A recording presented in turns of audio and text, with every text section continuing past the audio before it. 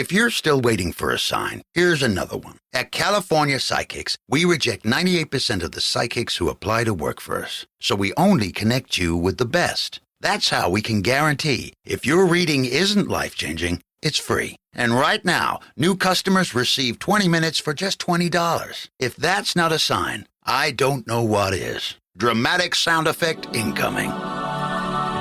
Experience the joy of certainty at CaliforniaPsychics.com. Looking for a dealership that truly cares about you? Discover the difference at Toyota of Bellingham. Here, we prioritize on providing a world-class experience, not just making a sale. Toyota of Bellingham's mission? To build lasting relationships and be your go-to for all things automotive, sales, service, and parts. With a stellar 4.6 Google rating and being voted the best dealership in 3 counties for 4 consecutive years, we're dedicated to excellence. Toyota of Bellingham, where customer satisfaction drives us. Visit our showroom today or check us out online at toyotaofbellingham.com. There's luxury, and then there's Monogram. At Judd & Black, you can experience both. Right now, with Monogram's 1 for you, 1 for free rebate, when you purchase select premium appliances, you'll get another absolutely free. Shopping at Judd & Black, you get personalized service, expert guidance, and luxury delivered. Browse online at juddblack.com or find the best deals in our Bellingham showroom off Exit 254. Judd & Black, your hometown appliance store for over 85 years. And now, here's the question. Hola, bitches. Good day to you and yours.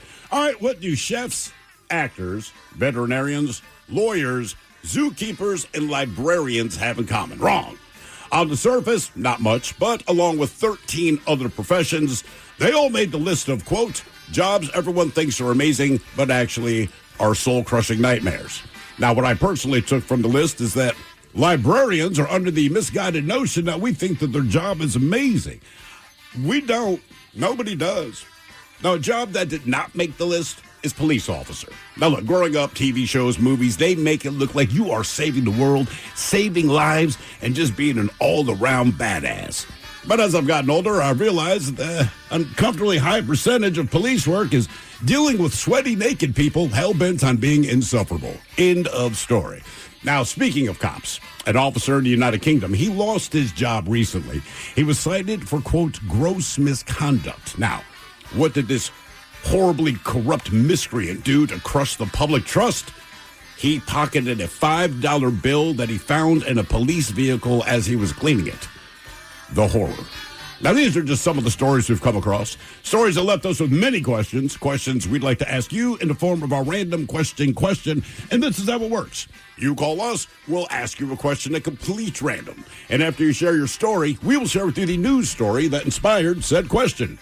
This question brought to you, by the way, by our friends at Advanced Hair Restoration. Be part of the Big Show, the random question. Call 206-803-ROCK.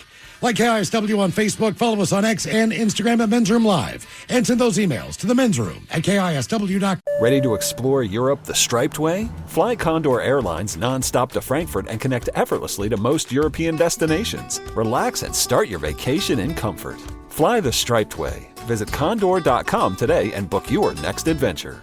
Looking for a dealership that truly cares about you? Discover the difference at Toyota of Bellingham. Here, we prioritize on providing a world-class experience, not just making a sale. Toyota of Bellingham's mission? To build lasting relationships and be your go-to for all things automotive, sales, service, and parts. With a stellar 4.6 Google rating and being voted the best dealership in 3 counties for 4 consecutive years, we're dedicated to excellence. Toyota of Bellingham, where customer satisfaction drives us. Visit our showroom today or check us out online at toyotaofbellingham.com.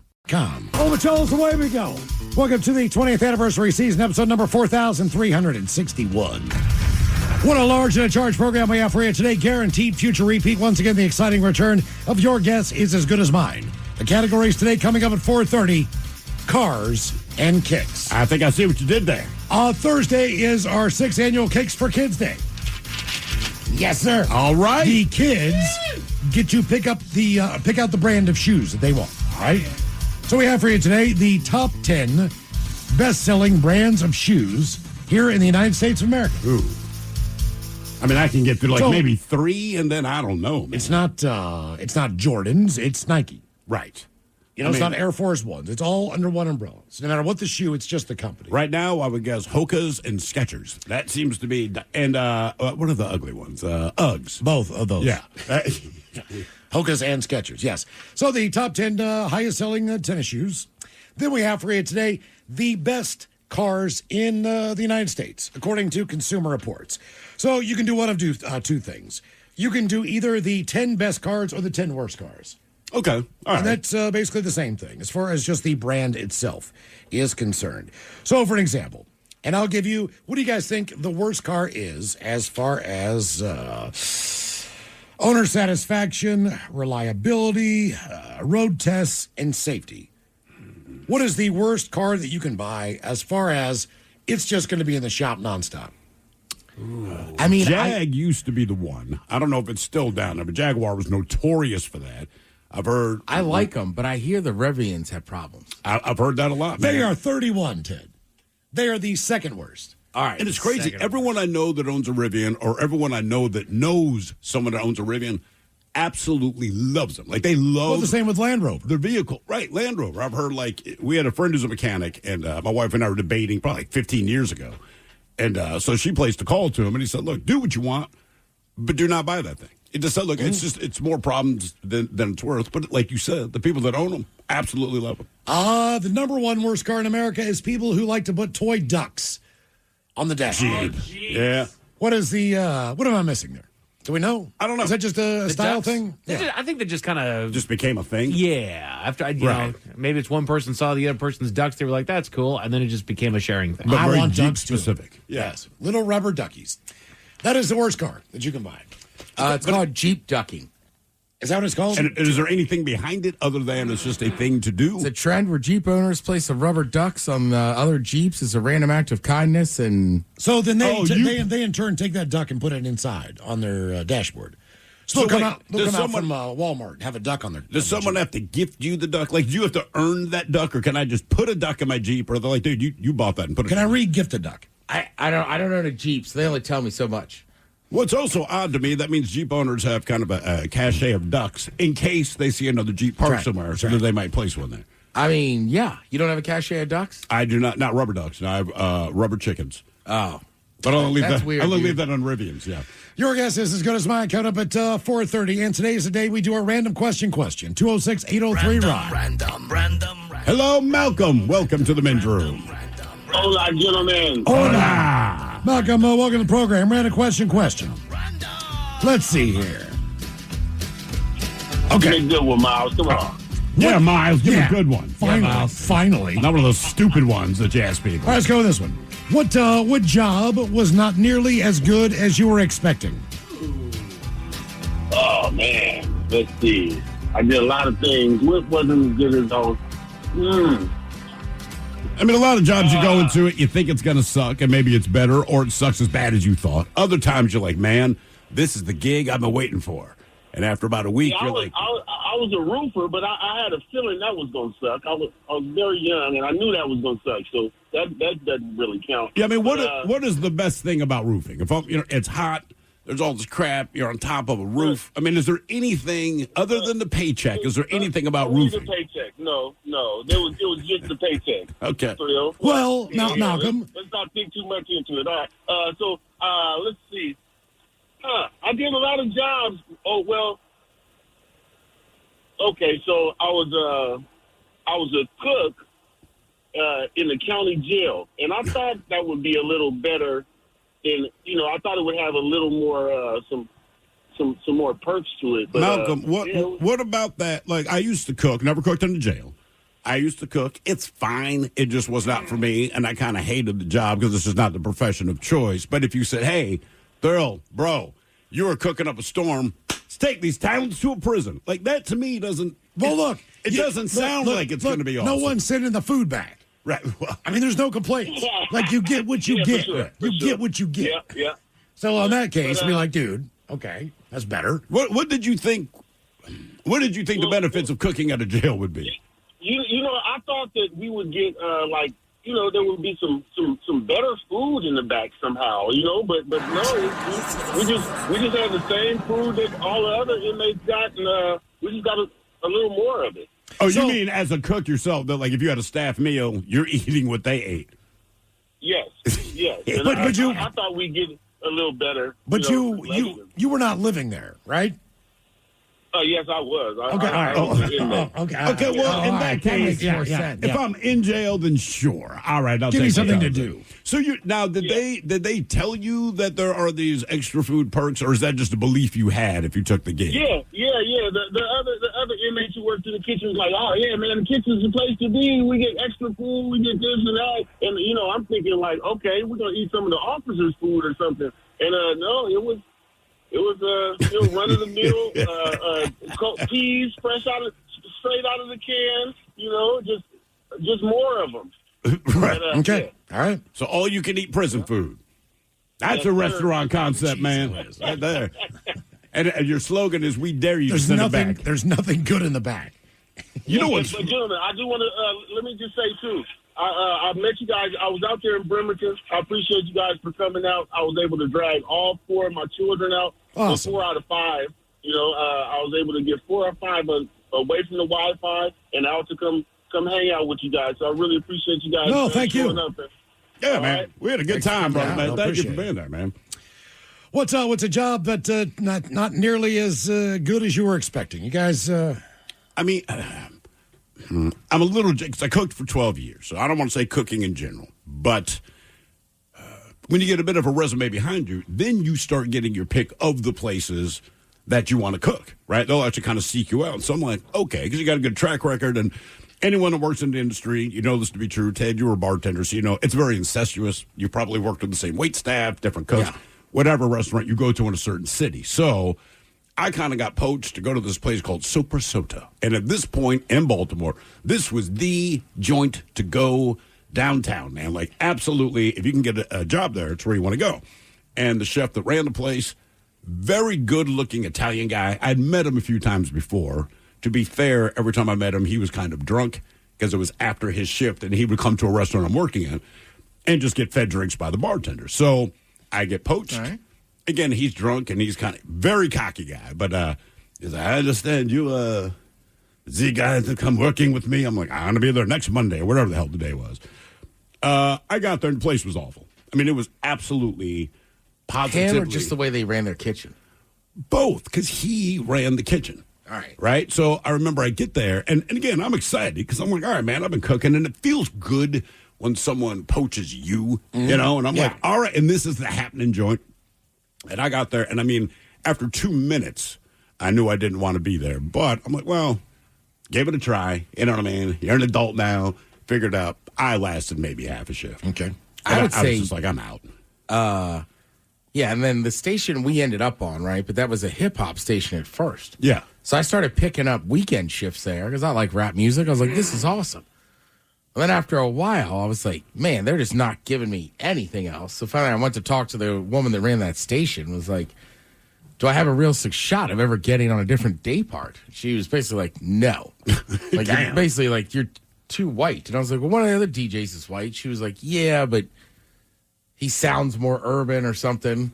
So I was like, okay. I was like, well, I'm not going to work weekends for you anymore. Yeah, that's she fair. was like, well, why not? I was like, there's no advancement. She said, why not? Yeah. Yes. She was like, well, you're really good at it. I know, but there's no advancement opportunity, so. You're really good, but I'm not going to give you the chance. Why don't you want to keep working weekend? Did she hear the words coming out of her mouth? That's why I was like, well, I'm not being rude here. Like, there's no chance to move up. Dude, you're really good. I will never promote you. Yeah. Okay. Mike, you might be able to agree with this. Hit me. So, community pool lifeguard. Oh, yeah. I thought. That does sound good from the outside looking in. Hot-looking women? You bet. I'm going to be outside. Access to the pool. Mine was inside. Sun. I mean, the whole thing, right? Yeah, it does sound good.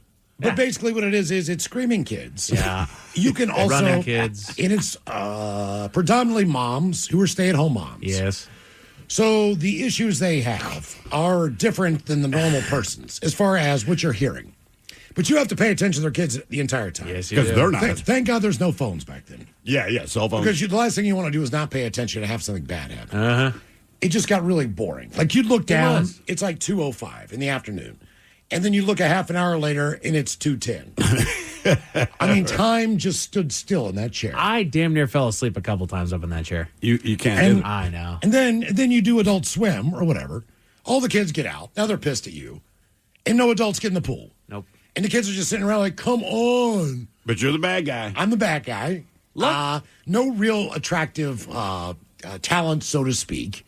You know, most were just kids. Yeah. I was 18, 19. Kids and ugly moms. Just say it. Yeah, that's basically what you're saying. Basically what it was. There's no hotties. No. Just these ugly slob What if it was moms. on the beach? Would you give it a shot? It's like, okay. No. It's on the beach. As far as your hottie quotient, that's certainly escalates. Your right? danger quotient goes way up high, too. Yes. Yeah, that's a good point. It's the difference That's between a what I'm kid thinking, and a too. 10-foot and a kid and a riptide. You're also in charge of cleaning the bathrooms. Yes. You're also in charge of all the testing with the water. spectator area. All the filters, all the crap. That's what got me fired. What? No, why did you get fired again? Okay, so I got on the boss's bad side because I had mostly mornings, which was good because it was the water aerobics crew, so nobody really was in A danger. lifeguard for water aerobics. Oh yeah, if somebody's in the water, you need a guard on duty. So and that was me, and I was totally fine with that. They loved me there. But then on Sundays, it was all private parties. All right. And so this particular Sunday, I didn't have but one group that was coming in, and it was the high school water polo team, I think. And they were coming in for just a couple of them. We're just going to run a couple drills and whatnot. There was 3 people in the pool on that particular Sunday. So I went in. I didn't even change into my gear.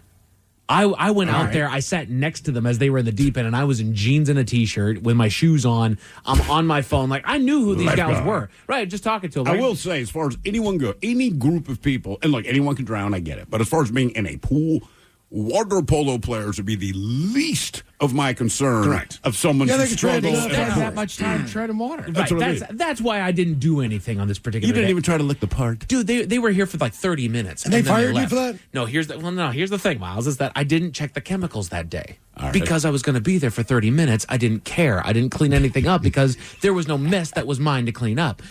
When I got back in on that Monday, it turns out that on Saturday afternoon, the chemical pumps shut off. Oh. And there was 0 chemicals in the pool. Now, my boss at the time turned that into, you got lucky that there was just no chemicals in the pool and that it didn't malfunction and pump way too much chemicals in the pool. Fair. So now you have acidified water out there that's melting people. Yeah. So got on her bad side for that one because she needed a lightning rod to take that hit, and that was me. So I took all of it that particular day. The other people who, were there when it went off and they didn't test the chemicals either, they got a much watered down version of the absolute blunt force trauma that I got from her being mad at me. So that got me on the bad side. And then her cousin worked for her as well, and she was just somebody that complained all the time, did nothing but complain. If there was anything that she could whine about, she did. I'm convinced, this is my opinion of what happened here, I'm convinced that she just didn't stop complaining about the state of the place that I left. I cleaned the bathrooms. I cleaned the spectator area. I washed everything the way it needed to be. Oh, but there's dust on the computer. There was a cord left out. Oh, my God. And finally, she was just like, we're done. We're out of here. I was like, all right, fine, I'm out. All right, let me ask you this. If you are a lifeguard on the beach, right? So you're at the pool, you can test chemicals.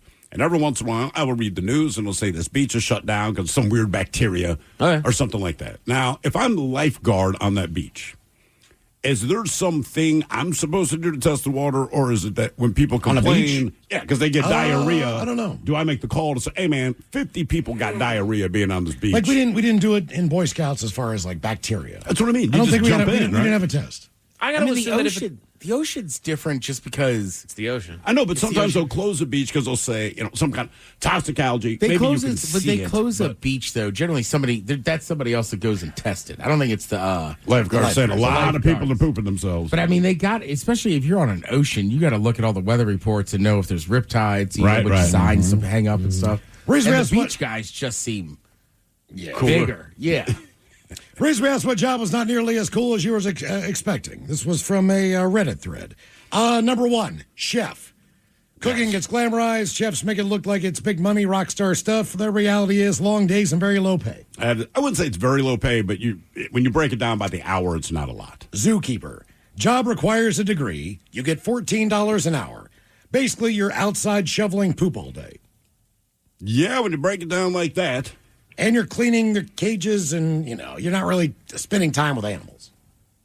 That is a good point. When they're shoveling poop, it's not like they're hanging out with the animals. A veterinarian job sucks. Oh, God. Yeah. How many Matter animals of do you fact- have to put down? I think it's number one on people who take their own life. No Jeez, kidding. I thought it was Professionals. dentist. It could be, but I know veterinarian it's up there.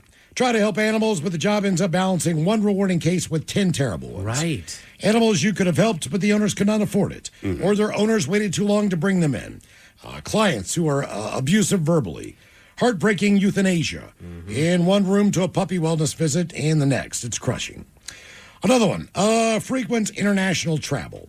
It's fun and sexy at first, then very boring, tiresome after a while. Sure.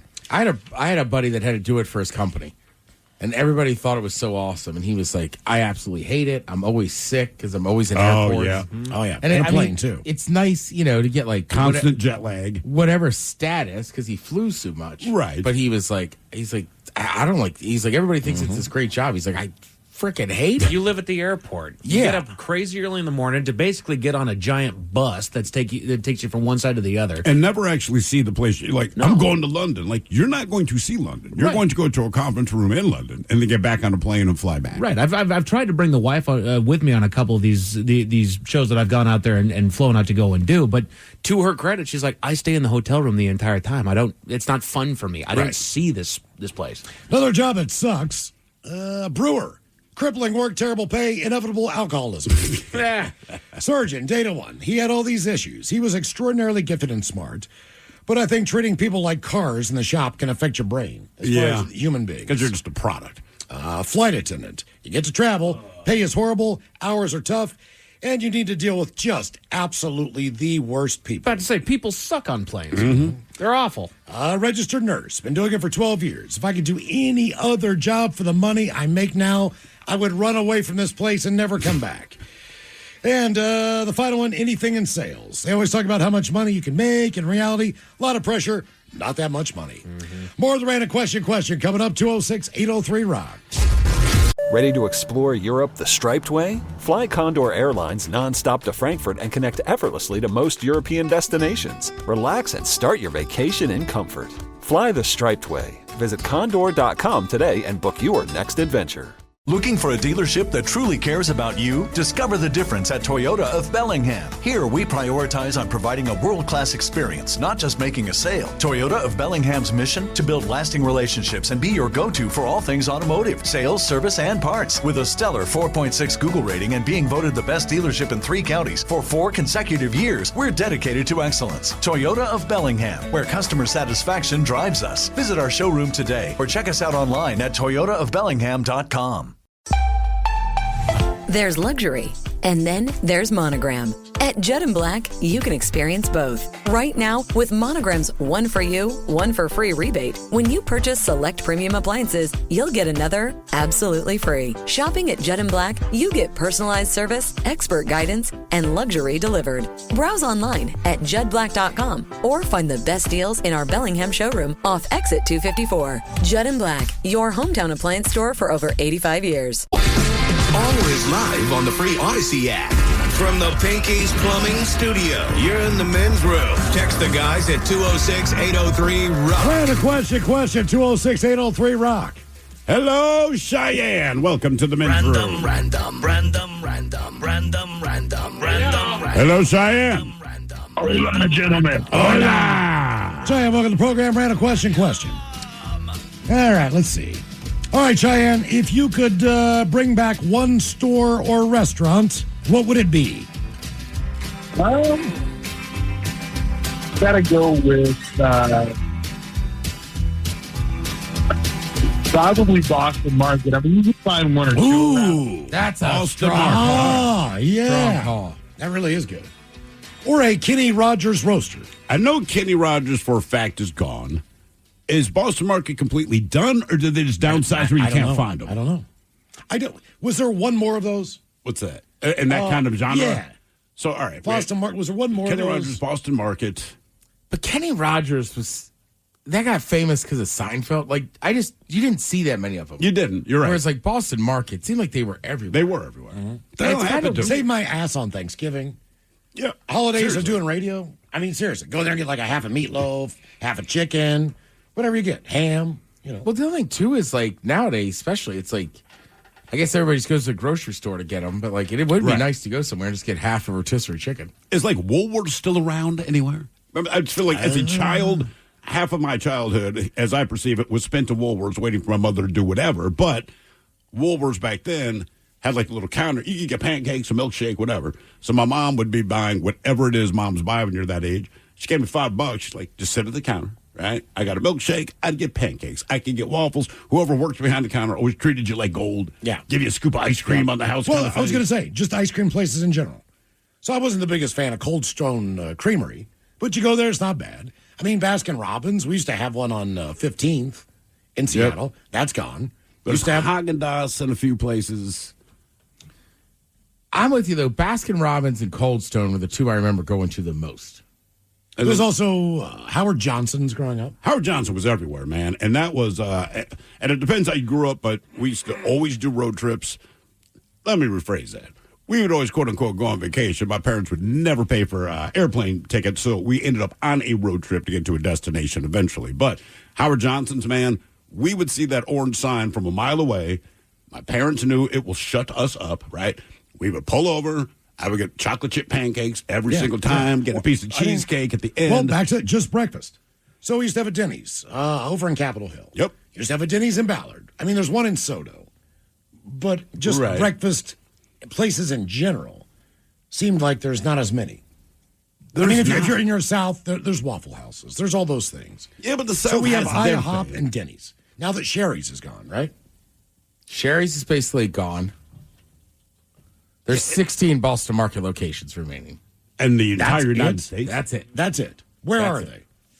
Are they like Northeast? Or are they in Boston? I can't see that. Just somewhere in the Northeast. And that's it? Yeah. Man, oh man. I know like Perkins is still around. I just don't see as many. And I'm sure I'm just being nostalgic and the food is probably horrible. But again, from childhood, maybe once every 6 weeks on a Sunday, my dad would just yell down the stairs, you guys want to go to Perkins? And you might as well have said, you want to visit Santa Claus and get gifts. I mean, we were like, oh, hell yeah, man. Like, for whatever reason, that was the joint. I mean, just regular restaurants that aren't like national chains. I don't live up there, so I don't miss it as much. But Bill's off Broadway. Oh, man. I love that place. It still kills me because they had the one in Greenwood as well. And look, when you have kids, man, a place like that, the food was outstanding. Kids were cool until like 8 or 9. But when your kids are that young, that's about the right time to get them the hell out of there anyway. But we would go there, like, the kids were happy. We were happy.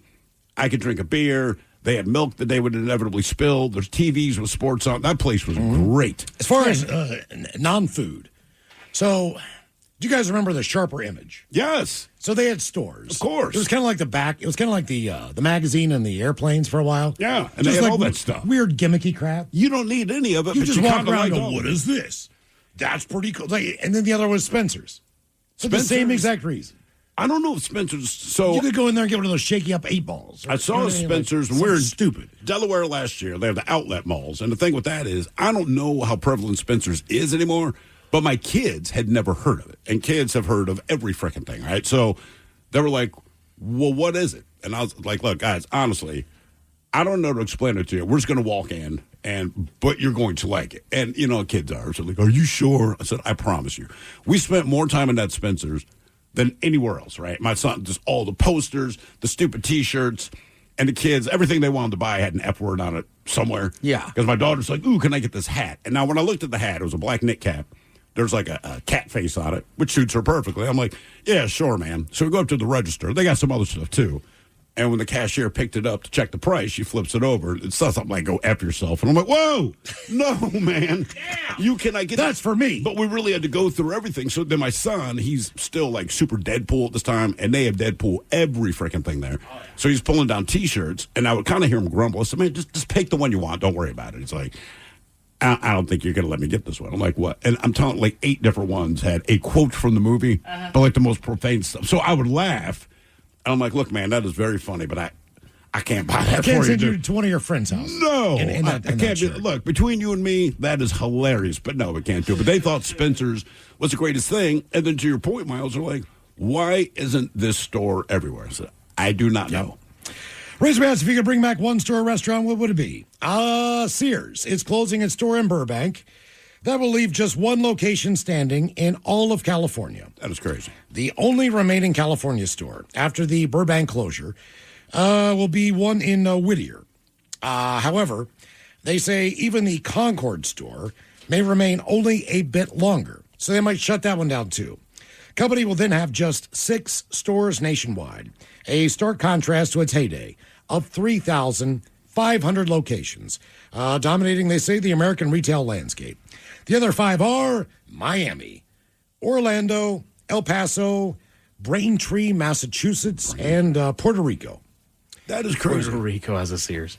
So they have a lot of crap, man. Yeah, Puerto Rico. It's almost like the land that time forgot. Like you go through there and you're like, ooh. Is that a Blockbuster? Church's Fried Chicken. But it's not, man. Sears was everywhere. Like every Christmas, they would send out the Sears catalog, which was the size of a phone book. And if you were anything like my brother and I, you went to toys first, right? Because Christmas is coming. And then we'd flip to the bra section. Mm-hmm. And it was the unsexiest thing ever. I mean, this is not Victoria's Secret. But hey, it's boobs without a shirt on. It was boobs without a shirt on, even though it's these granny bras with 18 clips in the back. But I mean, that was like a highly. Think about Craftsman Homes, so that's which is what Seattle's known for. Also, their tools. So right. Sears has spun off their tool division. Right. Because that's still valuable. But Craftsman Homes are based. I mean, think about it. Sears is responsible in a way. It was in a catalog. For Craftsman Homes. You could buy a home in a catalog. And it was $2,500 to buy a home. Yeah. Well, you bought the plans. And then they came in. And then they would build. And they bought the home. But I mean, think about Seattle. You know, anywhere you go in this country, when they talk about certain architecture, one thing that people seem to know about Seattle, they say the Craftsman Homes, and it cracks me up because I'm like, it's like a Sears derivative. You know, I didn't realize that's what those houses all were. That is absolutely. I like them. To be fair, I did not know that until we moved to Seattle. Everyone called them Crafts. It's like saying a Tudor or a Queen Anne. I don't know what they look like, but I recognized what a Craftsman home was. I'm like, okay, that very similar look. And then someone explained, you realize this is kind of a Sears thing. I'm like, what? So now there's only 6 of these left, and you have a city like Seattle, Portland to a degree, where your main housing style, maybe not now because all this modern crap they're putting up, but the main housing style as a direct result of Sears. That was probably the biggest, like the most jarring event in my life is just hearing that Sears was hurting that bad and like they're going away. Because I remember growing up, we went to Sears once a month at least. Yeah. Well, that was your guide to Christmas. Also, so the Sears catalog. We lived in Sears because, again, it was the only store that had a Husky section. At a Husky. So if you were a short, fat kid, like you had to go to Sears to get jeans that fit. Like all of our appliances came from Sears. All of Dad's tools came from Sears. Every single one. Like that was a full-on day. We'd go to South Center Mall and we would spend half the doggone day just going floor after floor through Sears. One of my favorite We'd go to memories. Laurel Mall, Laurel, Maryland. Go to Sears. We go to Sears, and it's one of those deals where I don't remember what my father was buying. It was like an appliance or something, okay? So they just didn't want us around because you have to do a lot of talk about the technical blah, blah, blah. So my parents just sent my brother and I off. Sears at the time had a doorbell session. And so the thing with doorbells, not just what you want it to look like aesthetically, the button, but they had all the different bells hanging. And the one that we thought was super cool at the time was the 8-chimer, the ding-dong, ding-dong. Ding dong, ding dong. Right. If you had one of those, we were like, you must be rich. So I had a neighbor. My brother and I were pressing a button, and this thing's just chiming, and nobody seemed to care. But eventually, my mother walks over, and she's like, "You guys have been playing this thing for like 15 minutes. Stop pressing the button." We're like, "All right." So she gave it one last press, right, as the send off, and then it broke, and it wouldn't stop. All right, so it goes ding dong on her put like ding dong, ding dong. Ding dong, ding dong. And we kind of smile. Ding dong, ding dong. She's like, I didn't hit the button. We're like, uh-oh. It kept going and going. And I remember she just grabbed us by the arms. Like, just walk, just walk, just walk. Because she doesn't want anyone to know. Naturally, she takes us back to my dad, who's still talking to the Sears sales guy. And the first thing, we're like, Mom broke the doorbell. Listen. Oh, my God. Well, he lends an ear. Then sure enough, it's still just going. And gone. And you just love that it wasn't your fault. Oh, dude, that was all. We got on her for like 3 months about Mom, that. remember when you broke the doorbell? That's been. She was like my daughter with you. With the I swear to God, we were that annoying. Hey, Mom, remember when you broke the doorbell? Yes. Random question 206-803-ROCK. Okay, here's one. What was the last time that you guys got pretty tore up? As far as waking up and going, oh, man, I feel crap. I feel like just total ass. More recently than I would indicate. But really, really, really bad. Real bad, probably back in March. Okay. I mean, where I was just like, oh, my God, I have to ask what happened kind of thing. And, of course, the answer sucked. Just staying up too late, I would say Friday and Saturday. Of this week. Well, I went to Morgan Wallen both nights, and then we did some after stuff. So I mean, What time did the concert end? Like 10, 11, somewhere around? 11:15 on the dot. Yeah. He pushed it. And Saturday night, he might have pushed it a little bit farther and paid that fine. All right. Yeah. It went But trying to get out of there was a night. Miles, right? I ran into you at a bar after Rolling Stones because you couldn't get out of there. So you're like, oh, we'll just wait it out. And then before you realize it, You're hammered. You're eating a turkey or a chicken Caesar wrap on your couch at 2 a.m. Thanking God you got water. So, I think Not that happened to me on Saturday. A little specific. Coming back from Africa. All right. Okay. So from Johannesburg to Newark, it's 16 hours on a plane. So you're in this bucket. I'm in business class. There's nothing else to do. How much more did that cost than coach? I use my points. Yeah, I was going to say, man, that So ain't cheap. was not bad, but 16 hours long. I mean, I took a nap, watched 3 movies, but still had some beverages. Yeah. So I get to Newark. When I get to Newark, I have to go through all the rigmarole to get on a plane that is going to take me from Newark to Seattle, direct flight. Easy peasy, because I've been in a plane for 16 hours. Well, now my flight has been canceled. Canceled? Canceled. Okay. Canceled. After checking in, doing the entire thing. Why? The flight crew didn't show up for Alaska. That's it. Yep. So, okay. Now I'm in the airport for 2 hours. I am waiting for my new flight. My new flight takes me to Dallas. Jesus. I get to Dallas. I have to wait an hour and a half for my next flight, which takes me to San Francisco. All right. Then I have a 2.5 hour delay in San Francisco, which then takes me to Portland. Come on. In Portland, I've got an hour. Fly to Seattle. I'm just like, that was crazy. But when I stepped off that plane in Seattle, I mean, I had an Uber. Yeah. Not a big deal, but I'm like, whoa. Because it was half time buzz, half alcohol buzz. Yeah. I mean, I'm like just kind of just swaying when I get to luggage. I swear to you, my bag was one of the first ones that came out. For real? Nice. Yes. So that was thank God for that. So Man, the first time I flew first class, because, look, I I'm didn't know talking anything about over a day on an airplane, I didn't doing know nothing. anything about first class. We just had the opportunity to upgrade. And by we, I mean me. So I leave my wife back at coach. I take first class. And I sit down, and so the old woman next to me, we start chatting. She points out that there's complimentary drinks. And I mean, my antenna goes to the roof. I'm like, wait a minute.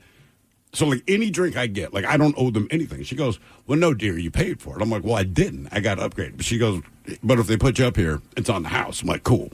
So, for whatever reason, they couldn't close the door to the plane, and I want to start drinking. So, I'm like, hey, man, can I get a Jack? Because up there, you don't have to say Jack and Coke. First class, I'm like, you want Jack? We'll give you Jack. So, can I get a Jack Daniels?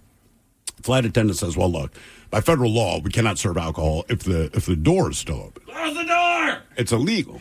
I was like, lady, I do so many illegal things. That means nothing to me, okay?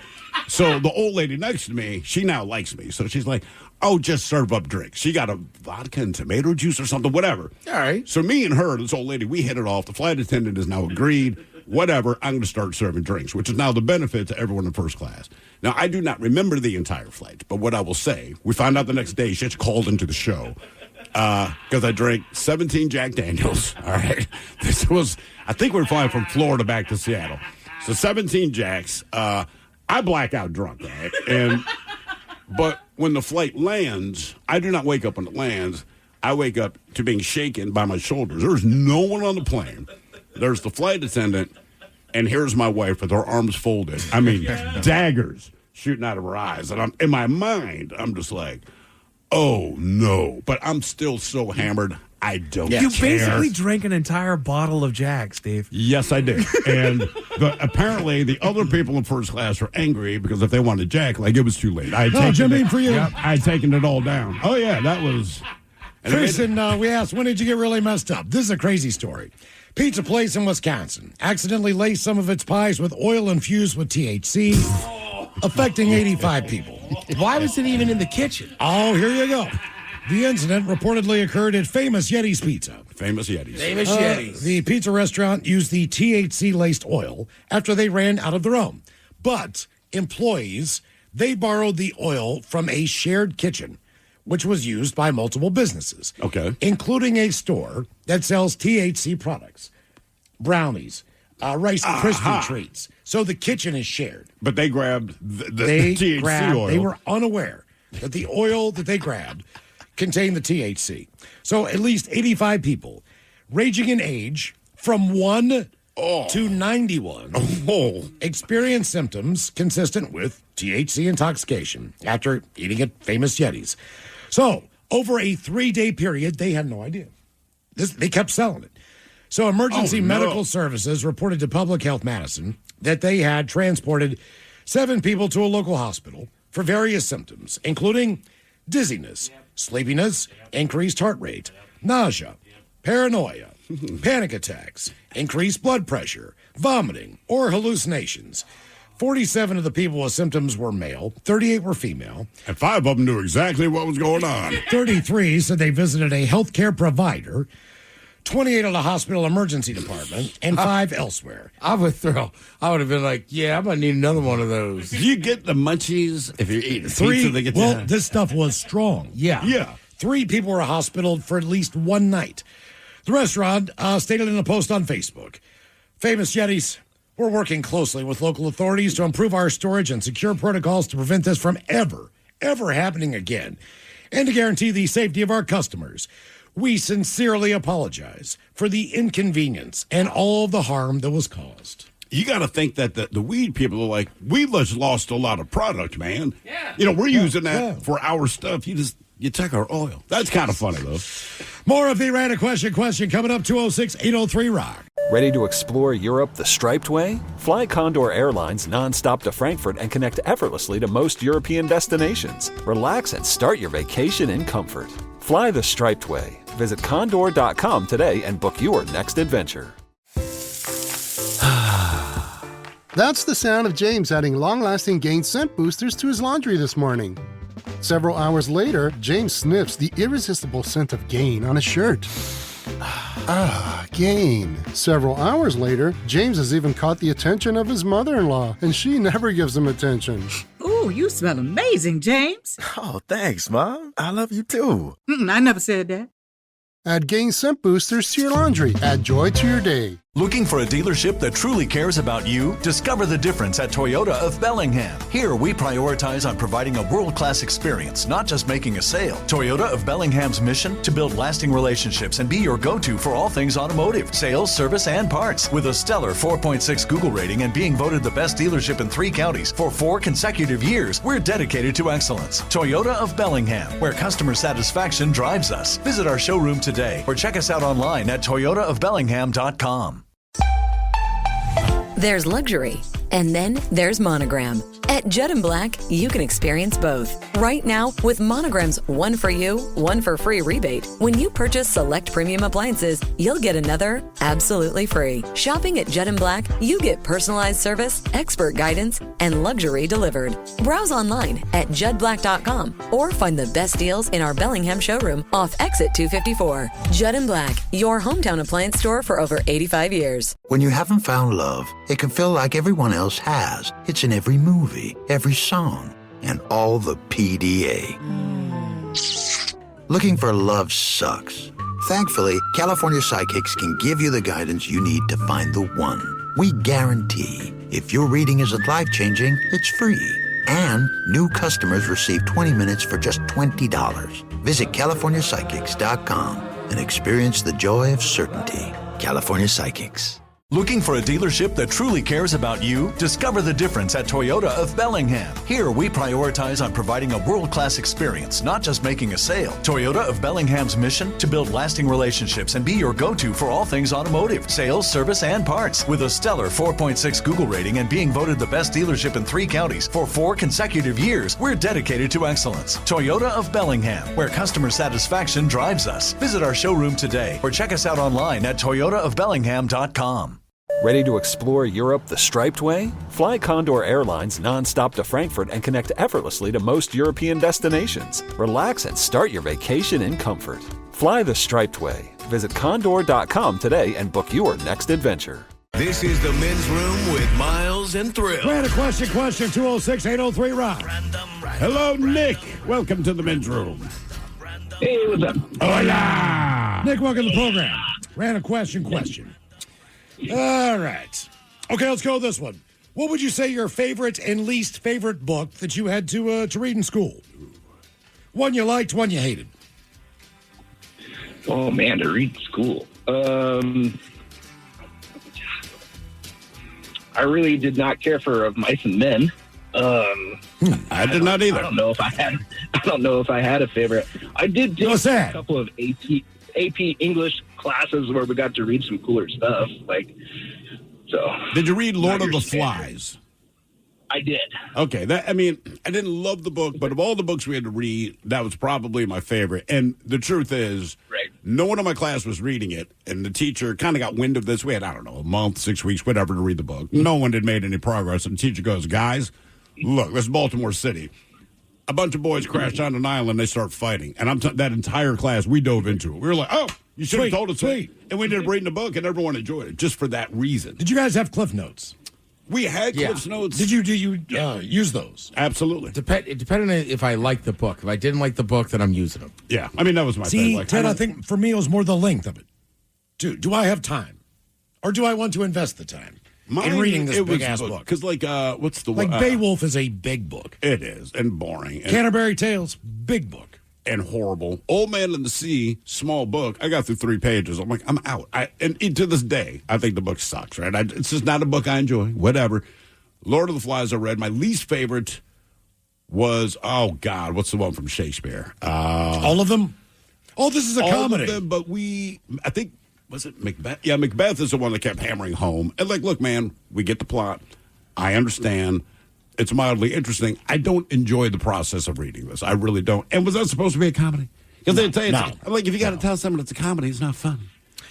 Razorbacks, what was your favorite and least favorite book? A survey of middle and high school instructors shows that the list of books most frequently taught in the classroom has not changed much at all since 1989.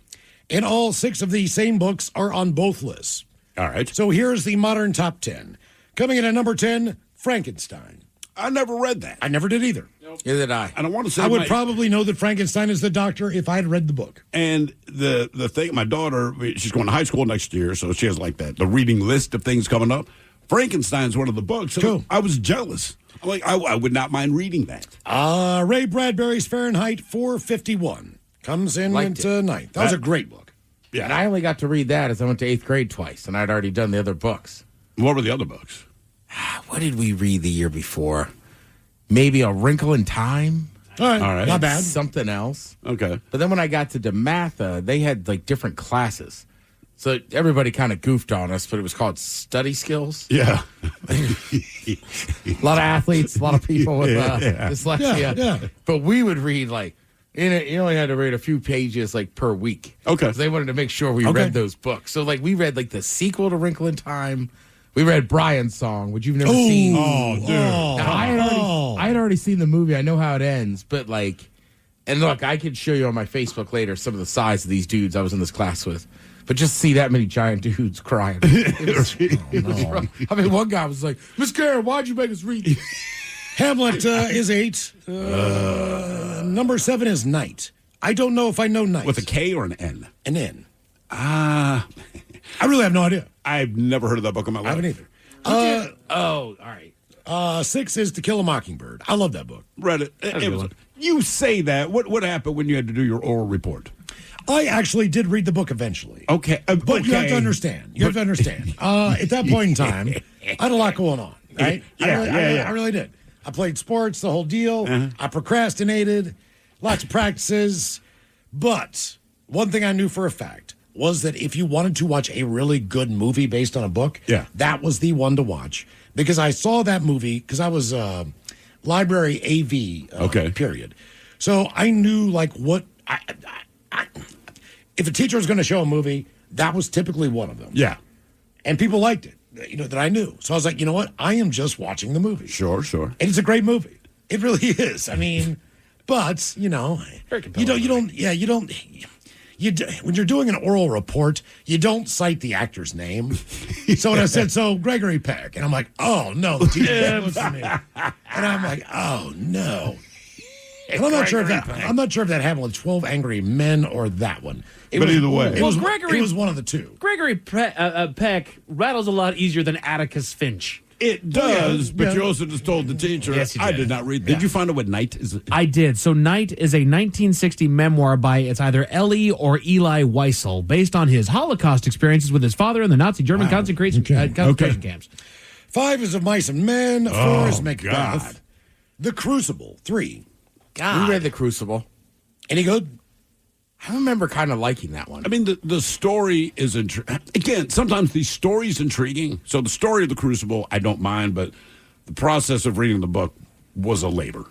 I mean, again, most of the books I liked ended up being because I either went to 8th grade twice or I was in that specific class. Right. Well, we kind of read books that were like past the required list. Okay, I got you. Great Gatsby, number 2. I never read that. Nope, me either. And Romeo and Juliet is number 1. Oh God. So now, sorry, I was gonna say, but like, what about like the Count of Monte Cristo. Yeah, or like great sandwich. Edgar Allan Poe's short stories. Here's my question: Why? It's a bang through those. Out of the top 10, why does Shakespeare show up so much? Like, what is it? I wish an English teacher would just explain, like, look, man, you want kids to read, I get it. You want to improve their comprehension. You want to expand their mind. That is cool. That is fantastic. You got 10 books. You insist on putting Shakespeare on there, which I will never understand. But, all right, fine. Just give them one and let them pick. Do you want to read Macbeth? Do you want to read Hamlet? Do you want to read Romeo and Juliet? It's the same crap over and over. But why does Shakespeare take up the biggest percentage of the top 10 books? Why can't we kids branch out and read other authors? Right. Like, what is the problem with did that? you guys read Kafka, The Metamorphosis? I did not. Yes. Okay. I thought that was a great book. Did you guys read what's it? The Inferno? Dante's The Inferno? Yes. We read that, and then we had to write a chapter for it. Okay. Oh. And I remember my teacher was like, there's a lot of feces in your circle of health. There was like a river of feces. There was a lot of feces. What is, you really focused in on the feces. Hey, that's my hell. What is better, the book or the hot dog? Dante's. The hot dog. The hot dog. Yeah. Don't they have a hot dog truck? They do. I don't know. They do. Yeah. It's a hot dog. Oh, you never had one? No. Oh, man. Okay. So I like reading Swing that. and a miss. I like reading that book, though. 1989. Here's the top 10. That was today. So Romeo and Juliet, number 1 still. God. Followed by Macbeth. Jesus. The Adventures of Huckleberry Finn. Nice. 1989. Oh, yeah, I read Huck That was Finn. pretty good. Yeah, if you like racism. Julius Caesar. Got through that one quick. 4. They gonna keep saying it? To Kill a Mockingbird. 5. Well, I mean, you know if you read it. 6, The Scarlet Letter. 7, Of Mice and Men. Hamlet. 8, The Great Gatsby. 9, and Lord of the Flies. All right. Was number 10. And that ended in 89, you said? I That was graduated in 89. 88. Yeah, I mean, that was our era. That was. So, again, why is Shakespeare so... There are so many books out there for kids to read, and they can have the message you're looking for or whatever the F, right? There's a million books, but Shakespeare keeps coming up. And look, it doesn't matter how old you are, you're always going to hear about Shakespeare. But kids are familiar with who Shakespeare was and or is. Just give them a book. Just read one and just say all of his crap is about the same. One is about romance. This one's about a king. This one, it could be The Tempest. It doesn't matter. It's all the same thing. And then it made us, so we had to read, I didn't have to read The Tempest. We were reading something else from Shakespeare, but the high school's drama club put on a performance of The Tempest. And as part of our requirement in English class, we had to go to watch them perform The Tempest. And this pissed me off in no short order. I was either in 9th or 10th grade. I don't remember. But I just thought, this is so unfair. It's a Friday night. I'm a teenager. Chances are I'm not getting laid. I'm not doing anything, but it's Friday night. I do not want to be at school. So me and this guy, Matt Clark, we agreed to go together, whatever. We sit down, and we knew most of the cast. And they started doing their thing. Now, I've since told my kids this story.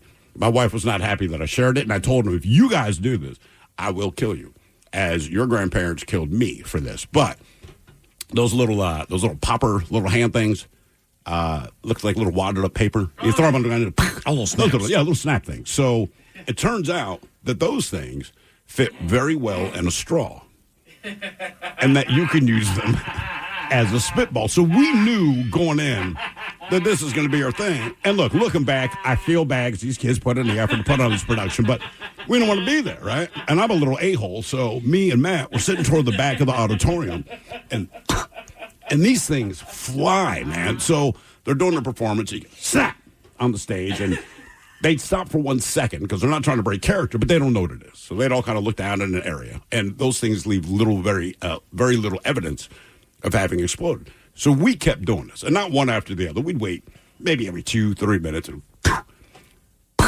and you hear these things pop. So now everyone in the auditorium is picking up that something is amiss, and obviously some of the students here are trying to wreck this thing, which we were doing outstanding job of doing that. Well, there's a teacher sitting about 2 rows in front of us, and I don't know how he pieced together that it was us. Now, he didn't say anything, okay, but the play is now going on, and I remember this teacher does like a complete 180 in his seat and just stares at us for about 10 seconds, and he's basically telling us, like, I know what you guys are doing. You need to stop. That's how I accepted this. It's the same thing when you're kind of effing up in a restaurant and your father would just give you a look across the table. It was understood. Whatever you're doing, just stop, and it won't go any further. So the teacher turns back around, but my buddy Matt now goes into panic mode, all right, because he's like, oh, my God, we're going to get in trouble. So I never teamed up to do anything devious with him again. So to get rid of the evidence, he drops the remaining poppers on the floor. They all go. Well, now the play comes, we'll stop, the lights go up, and we're just sitting there. And this teacher, man, we got yanked out of there. Damn. Real quick. Well, the thing is, when they convey this to our parents, I mean, my mother was just, she was beside herself, right? And look, looking back, I understand why she was mad, and I took my lumps for it. But in my head the whole time, I'm like, I still think it was brilliant. And here's the worst part about being me. I still think it was a beautiful, wonderful prank. I'm not saying kill it, but I'm just saying the fact that you can get the trajectory on these things and send them 15 feet away from where you are. Because dead aim. People look where the sound comes from. So you look down there, when you look at a crowd of 400 people sitting in the auditorium, there's no way to piece together it was us. And like I said, we got through the first intermission, and we lit that thing up again the second time. That teacher figured it out somehow. Matt panicked, dropped them all on the floor at once. That's when the play came to an abrupt end. So the worst part about it was you go home, you get in trouble. It is what it is. I'm a teen. I'm going to be in trouble. But when I went to school that Monday, man, you would just see the kids that were in the play in the hall and just the looks they gave you. I mean, that's when you're like, now I feel bad. I knew I was in trouble. Now I actually feel bad. And one of the chicks was so hot, too. She had the lead in it. I had no chance. I don't think I had a chance before, but that guaranteed that I had no chance. Damn. But kids, listen, if it's not a play, try it. It's great. It is fun. Hello, TJ. Welcome to the men's room. Hey there, Thrill. I can answer your question, sir. What question is that? Why do we do so much Shakespeare? So much, man. I mean, out of the top 10 books, I want to say on both lists, it was 3 out of 10 are Shakespeare. Yeah. So I've done theater my whole life. I started in 6th grade. I've been teaching it at a local high school for 28 years. I've directed probably 30 Shakespeare plays, some of the same ones a couple of times. We do Shakespeare because Shakespeare, I know this is stereotypic, but Shakespeare created modern man, if you will. He examined every emotion, every human problem or situation that we could go through. The stuff that the characters in Shakespeare's plays deal with are the same situations that we deal with now. And it's difficult for some people to get through initially because of the language. Yeah. But not unlike when you watch House, the TV show, when something horrible happens, he'll say, your husband had a myocardial infarction, and nobody knows what that means. And some character in the show says, what's that mean? And he goes, he had a heart attack. Shakespeare does the same thing. He says stuff in a very poetic, flowery way so that the people that paid a lot of money that were sitting up in the upper stands of the theater could understand him. And then he repeats it for the groundlings, the people like me, standing that paid a penny to get in. All right, well, let me ask you that, and that makes sense, and I've heard of pretty much all modern literature across the world can be almost traced back to Shakespeare's style, in the sense that you were saying. Kind of, yeah. But what I would ask you then is, as a teacher, when you're sitting there in front of a group of, 14, 15-year-old boy, we got zits, right. We're getting erections, we're distracted by girls and all this, and all we want to do is not read Shakespeare. Maybe it's different with you, maybe it's different with other teachers. Not one of my teachers ever just said what you said. which would at least help us stomach the idea of why we're doing it. Because the way we took it is, and like you said, because it's all Middle English or whatever it is, we took it as a punishment. And by the way, just a quick side note, you have never heard Shakespeare performed until, not the cast that did the play I disrupted, but just sitting in class doing the Outlaw, until you go to Baltimore City Public Schools. It is an amazing thing to listen to. It is an amazing thing. But if the teacher... Well, that's the other thing we do. One of the things we do with Shakespeare, I do, is I try to put it in their world, right? Like with Romeo and Juliet, I heard you make a yuck sound. Yes. I tell kids, when Romeo and Juliet first meet, well, let me back up. Romeo is never spoken to by his parents. His parents do not speak to him. They ask his best friend, how's Romeo? But they never speak to him. So he's kind of isolated from his parents, and I explain that. Juliet is being sold off, effectively, married off to a rich kid to help the family. So she's being used. So these are two isolated teens, literally, and then they meet each other, and they fall in lust immediately. They are not in love. They're just looking for a way out. And they meet each other at a party. They see each other right across a crowded room. Hi ho, how you doing? And they want to make out. That's all they want initially. All Romeo and Juliet want initially is to just go into a corner and make out. That's it. And I tell kids that. Do you tell them that in advance? And they're like, me too. I tell them that when we get to that point. Okay. All right. That's fair. I work it through. Okay. All right. Fair enough. Okay, well, you are saying the thing that I would, and again, this is just looking back, right? I'm an adult now, but when you go through school, a lot of kids, it's difficult to justify why a kid is sitting through the thing they're sitting through. So math, they get it. You need to know math. Science, to a degree, they can piece together why they might be learning it. But specifically Shakespeare, the pushback is always like, why am I reading it? In particular, because it's in Middle English, so you're struggling to comprehend. Correct. That's the hardest part. And that's the difficult part. So you're saying, well, it's a love story. So I'm already tuned out. But then when I see the language that it's in, I'm like, come on, man. And I'm not saying that's right. I'm just saying that's generally the pushback you get from teens. Like, I don't want to read this. Absolutely. And for the record, I don't see it as a love story. I see it as a tragic situation where a couple of teenagers are just trying to figure their lives out, and they make a terrible mistake. Well, I think we can agree on that, for sure. Totally. Well, the terrible mistake, the lesson I teach my kids is never get married after the first date. It won't work out. Jesus. All right. That's your big takeaway. How many dates then? Don't do it. Right? And then, okay, so like Macbeth, right? Here's this guy that is this wonderful human being, according to the king, in the early part of the play. And then he meets three weird women who tell him, you're going to make it. You're going to be the king. And he's like, well, maybe I could be the king, right? And he tells his wife, so this stuff happened to me. And he comes home, and his wife's like, so? And he goes, I don't know whether I should really kill the king because it's kind of a bad thing to do. And she's like, you said you were going to do it. Go for it. We could make it. And he does. And then it snowballs. Because once you kill the king, you got to start covering your tracks, which is why so many other deaths happen.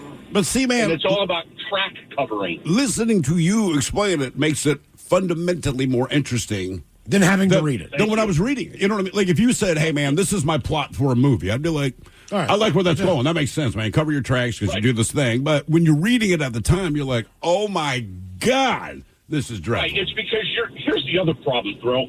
You're listening to 15-year-olds who don't read out loud well to begin with. Reading out loud. Shakespeare, which is a bitch to read out loud. Yes, it is. You are not wrong. So all of that is happening simultaneously to you while you're sitting there in English class wishing you could go out and have a smoke or make out with somebody. So you're not wrong. You're a tough audience. Yeah, no doubt. No doubt, man. Okay. But see, the way you explain it makes sense, and which I appreciate. But again, if you're an English teacher, honest to God, do yourself a favor. Take TJ's advice there, man. Maybe enlighten kids to what it is they're looking for. because then they will read the story. I killed the king, cover my tracks, in. You say Macbeth, out. More of the random question coming up, 206-803-ROCK. Ready to explore Europe the striped way? Fly Condor Airlines nonstop to Frankfurt and connect effortlessly to most European destinations. Relax and start your vacation in comfort. Fly the striped way. Visit condor.com today and book your next adventure. Looking for a dealership that truly cares about you? Discover the difference at Toyota of Bellingham. Here, we prioritize on providing a world-class experience, not just making a sale. Toyota of Bellingham's mission? To build lasting relationships and be your go-to for all things automotive, sales, service, and parts. With a stellar 4.6 Google rating and being voted the best dealership in 3 counties for 4 consecutive years, we're dedicated to excellence. Toyota of Bellingham, where customer satisfaction drives us. Visit our showroom today or check us out online at toyotaofbellingham.com. You're in the men's room. Cars and kicks, those are your categories. Coming up with your guess is as good as mine at 4:30. In the meantime, it is our random question 206-803-ROCK. Random. Hello, Gary. Welcome to the men's room. Hola, my brother. Hola. Long-time listener, couple-time caller. Thanks for coming to Tracyton. I know us guys on the Kitsap Peninsula enjoyed you. Awesome. Dude, it was great. Awesome. It was a really good time. Oh, yeah. I think Phil and I said, 10 times that day. What? Awesome event. Get home safe. God almighty. Jeez. That had nothing to do with rubber. No. All right, Gary, let's go with this one. Based on your education, did your education help you? Do you believe as far as your job? Of course it did. Okay. Yes. What did you what did you do there? I had after my 20 years in the Navy as a Navy Chief Petty Officer Air Crewman, I decided to go into the science world. So I went to school and learned about fishies. So I said earned my degree fishies in or feces? physiology. Fishes, not feces. Oh, I wasn't sure, man. Yeah. Poo on you. That's a Bremerton joke. I went to work for the Washington State Fish and Wildlife. And awesome. After college, I got a biology degree in fisheries. I worked for Oregon State, which I retired from in 2023. And I'm sitting on my back porch, sucking down a men's room IPA and talking with you boys. Nice. There you go. What was the best part of your job working for the wildlife and fisheries? Meeting with the people. I remember we used to go to like fishing derbies, state sponsored and such. It was the teaching the dads that didn't know how to fish, how to teach their kids how to fish. Okay. That's what gave me the best, I mean, when you're walking around and picking up trash, watching everybody, and the dad comes up and says, teach me how to do this so I can teach my kid. I was like, you got it, brother. Yeah, that's cool. What is the, Gary, what's the one thing that people eat that you would say you probably shouldn't? Like sturgeon or something. Don't eat that. Yeah, you go to a seafood restaurant. Right, what do you like? That's a 70-year-old animal. Should you be eating that? That kind of a thing. No, don't eat don't eat marlin, swordfish. They're highly pelagic, and they pick up all the crud that the little guys build because they're apex predators. Right. Don't eat sharks. Is that because of mercury? It's mercury. Yes, it is. Okay. Mercury. We had that. We were and PCPs. Don't forget about the PCPs. There was a restaurant I worked at. What are PCPs? Acid. They're in the fish, too. Yeah, all the plastics and stuff. Oh. We worked at a restaurant. It was a seafood restaurant. And I can't remember if it was marlin or swordfish, but at the time, and we ran it as a special. It was not on the menu as normal, but we knew it was coming. And we're talking to the chef, and we're like, hey, man, everything we're reading right now, this is kind of the last thing you want to eat. And he's like, well, it is what it is. People don't have to order it. Fine. So we get the stuff delivered. Don't handle it. Did you ever candle it? Yes, we had to handle. We're filleting this stuff, and I remember there was these candle. Candle, not handle. Candle it? Candle it, yeah, dude. What does that mean to candle it? Check it out. That means to shine a light among a fillet and see how many worms are in there. Well, that was what I was going to tell you. We had to pull the worms out with tweezers, but the worms that we saw were like this bright blue. Dude, it was so gross. I can't. Ooh. Yeah, we had to make a pile. So as we're cleaning all this fish out, man, there's a pile of these weird blue worms, some still moving, most not. And I'm like, we're serving this. And Chef's like, yep, I would not eat that if my life depended Gary, on it. did any of your military experience help with your school?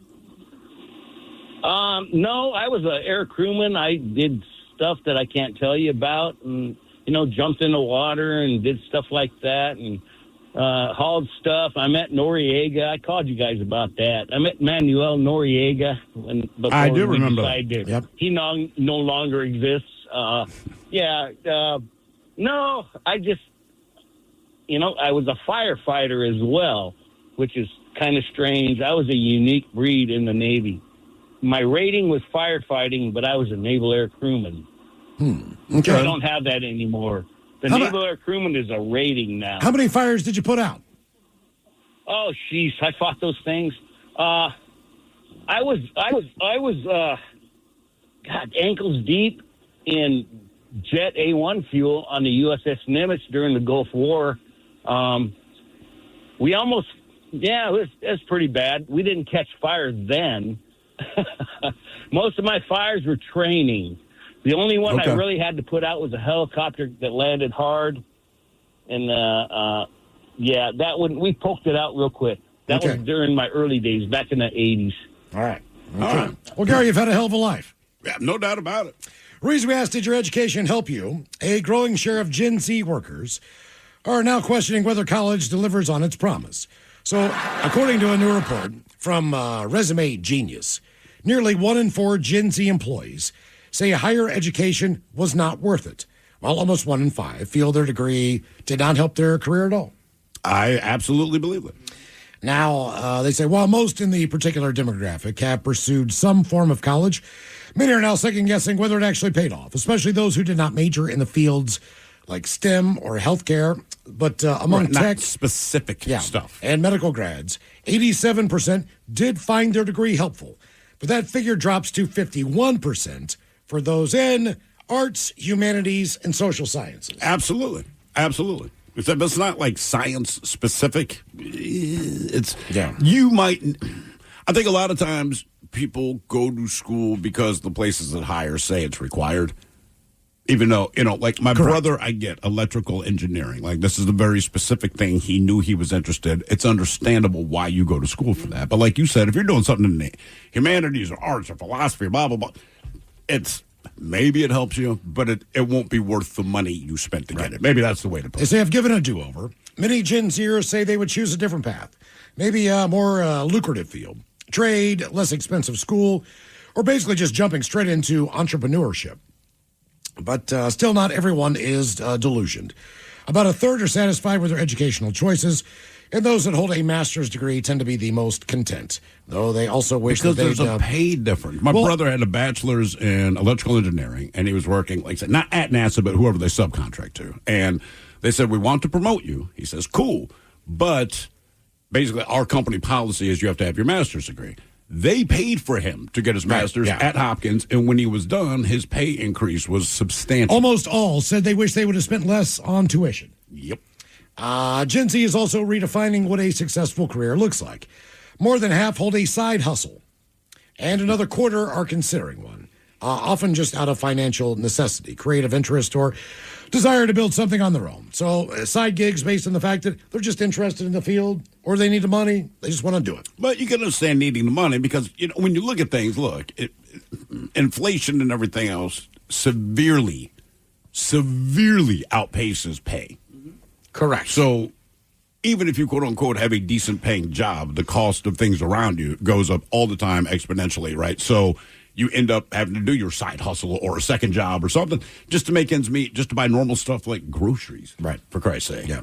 I also think there's some people that like to do that. Yeah. And that's fine. But and granted, it's just in the article, but I hate that. It's like, oh, you need a side hustle. Like, no, they need jobs that pay a living wage. Right. That's people literally shouldn't all have to work 2 jobs. That's it, right? But God, we went to the grocery store. Now, I know some people that will do extra jobs all the time just because they like the extra money, but it's not necessarily. Man, we went to when we got back from Florida and just kind of re-upped the groceries. I could not believe how much everything costs. It's ridiculous. And my wife said, why does everything cost so much? I said, because this is the truth of capitalism. Right? Certain things cost more because that is the situation, right? Whether it's eggs because all this crap's going on. But once everyone else knows you expect to pay more at the grocery store. Even those things that don't need to jack up the price to make the cost, they're going to jack up the price because you go with the expectation to pay more. It's that simple, right? So I could jack up the price of Pop-Tarts. There's no reason I need to. But if you're going to the grocery store believing that you're already going to spend more on groceries, I'm going to jack up the price. You don't single me out. I'm just another face in the crowd of expensive groceries. I will say the one thing that I've noticed that irritates me, all right? So if we go to the grocery store, you get a couple paper bags for the purposes of recycling. Before you had to pay for them, they were whatever size they are. Have you noticed how much shorter they are now? Oh, they definitely got smaller. Yeah. Oh, really? Now that you pay for them, so think about it. Now that you have to pay to get the paper bag, and look, it's not like they overcharge you $10 million, 5 cents, 2 cents, whatever.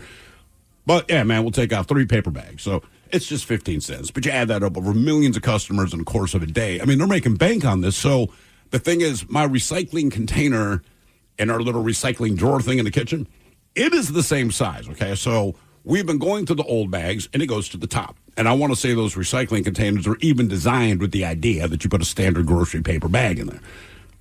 So I put a bag in last week, and I looked at my wife. I'm like, what's up with this bag? She's like, what do you mean? I said, it's maybe 3/4, probably closer to 60% as tall. I figured maybe we just got some short bags. Now that we're going through them all the time, I'm like, these sons of bitches are making the bags small. Now that they charge you money for them, they give you less bag. When the bags were free, they were what? Those paper bags always charge you. No, they do, but they didn't always.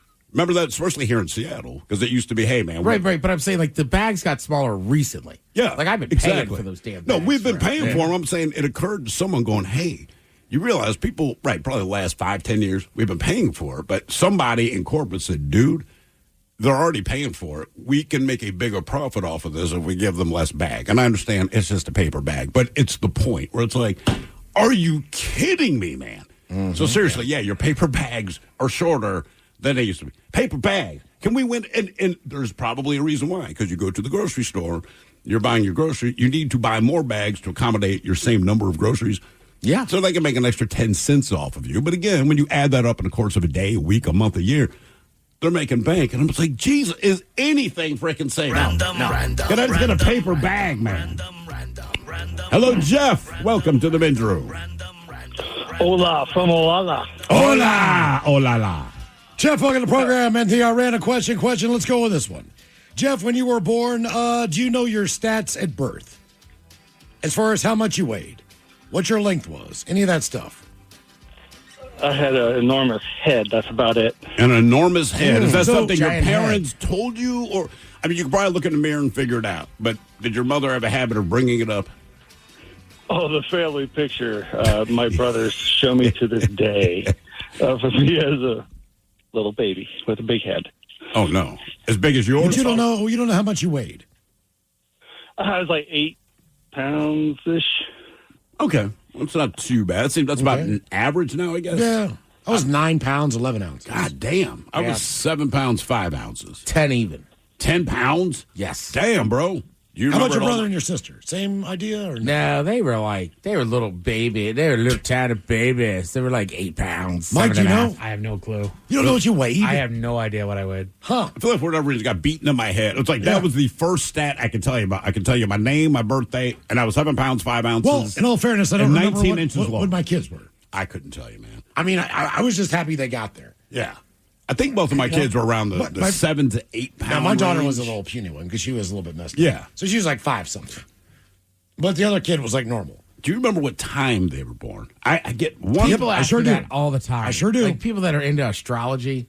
It's always like, what exact time, day of the week was it? Like, I don't know. I'd have to look at my birth I think it was between 2 and 4 a.m. on a Wednesday. Yeah, one of my kids was in the middle, of, like you, kind of early morning kind of thing. And the other one, I want to say my daughter may have been the one kind of middle of the night.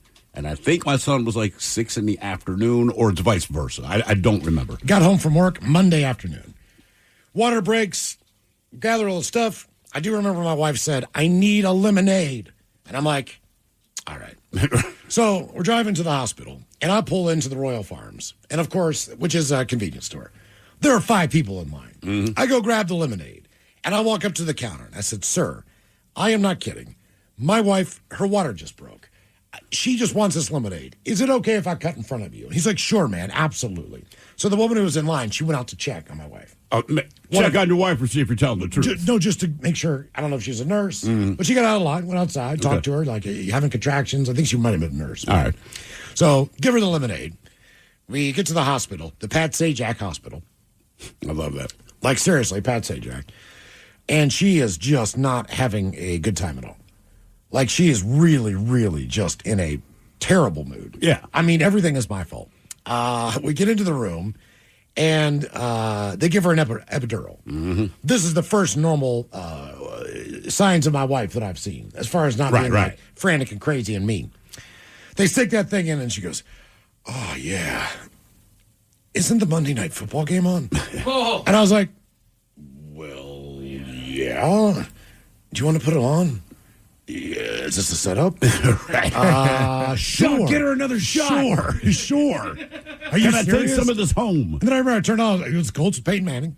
I definitely remember that. So I know it was a Monday night starting at 9 on the East Coast. So it was sometime after that. Yeah. I watched college football. I can't remember if it was my son or my daughter, but it was Saturday afternoon. College football was on. And look, I was dying to watch it, but I'm smart enough not to say anything. But same thing, my wife's like, college football's on. I'm like, okay, let's put it on. Game on. Reason we asked what were your stats at birth. Here we go. Big things are happening. A newborn entered the world July 16th, tipping the scales at 12 pounds, 9 ounces. Also, the kid was 23 inches long. God. Now, this happened in Newport News. Born at 18 months or something? With a 401k? It's college education. Beats out a girl born in 2020 who weighed 12 pounds, 2 ounces.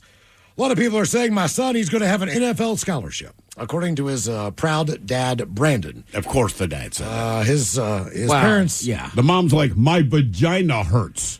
They're delighted Dad's like, that's an NFL player right there. Yeah. Hello.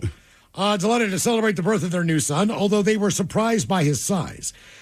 The last ultrasound at 35 weeks said he was 6 pounds. Now, the follow-up, while she was in labor, by the way, he was born 1 week late. Okay, but still, man, that's a lot of growing in a week. But that's what happens when you leave stuff in the oven. Well, I mean, they went from 6 to 7 pounds to, again, 12 pounds. The kid doubled. God, man. But a little overproofed. Yeah. Dad, by the way, is 6'3". So he says it's understandable his babies are supersized. He said my babies have always been on the larger side. But what do you weigh? Like, I'm tall, right? I'm 6'4", but my kids are still 8 to 9 pounds. If dude weighs like 320, naturally you go, okay. It just depends on how you disperse it. Yeah, I guess. How long were your kids when you were born? You remember at all? How long? Well, my son, I'll tell you. Son was about 6 inches. Just normal, man. So I was, 19? So they were probably anywhere from 19 to 21 inches long, which I think is fairly standard. They were dead average. His other kid's 8 pounds, 9 pounds, 7 pounds, 9 ounces. So he is, his other son was 11 pounds, 1 ounce. God. This guy, he's getting it done. Your guess is as good as mine. Count up the categories, cars, and cakes at 4:30, and your emails on the way next. From the men's room at KISW.com. Ready to explore Europe the striped way? Fly Condor Airlines nonstop to Frankfurt and connect effortlessly to most European destinations. Relax and start your vacation in comfort. Fly the striped way. Visit condor.com today and book your next adventure. There's luxury, and then there's Monogram. At Judd & Black, you can experience both. Right now, with Monogram's 1 for you, 1 for free rebate, when you purchase select premium appliances, you'll get another absolutely free. Shopping at Judd & Black, you get personalized service, expert guidance, and luxury delivered. Browse online at juddblack.com or find the best deals in our Bellingham showroom off Exit 254. Judd & Black, your hometown appliance store for over 85 years. Looking for a dealership that truly cares about you? Discover the difference at Toyota of Bellingham. Here we prioritize on providing a world-class experience, not just making a sale. Toyota of Bellingham's mission? To build lasting relationships and be your go-to for all things automotive, sales, service, and parts. With a stellar 4.6 Google rating and being voted the best dealership in 3 counties for 4 consecutive years, we're dedicated to excellence. Toyota of Bellingham, where customer satisfaction drives us. Visit our showroom today or check us out online at toyotaofbellingham.com. When you haven't found love, it can feel like everyone else has. It's in every movie, every song, and all the PDA. Looking for love sucks. Thankfully, California Psychics can give you the guidance you need to find the one. We guarantee if your reading isn't life-changing, it's free.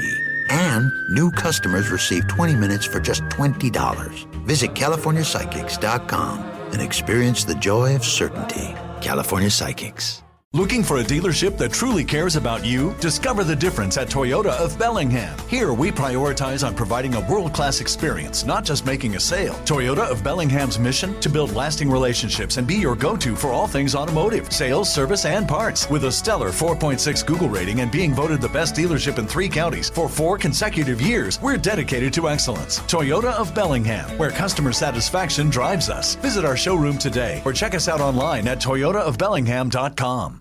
Ready to explore Europe the striped way? Fly Condor Airlines nonstop to Frankfurt and connect effortlessly to most European destinations. Relax and start your vacation in comfort. Fly the striped way. Visit condor.com today and book your next adventure.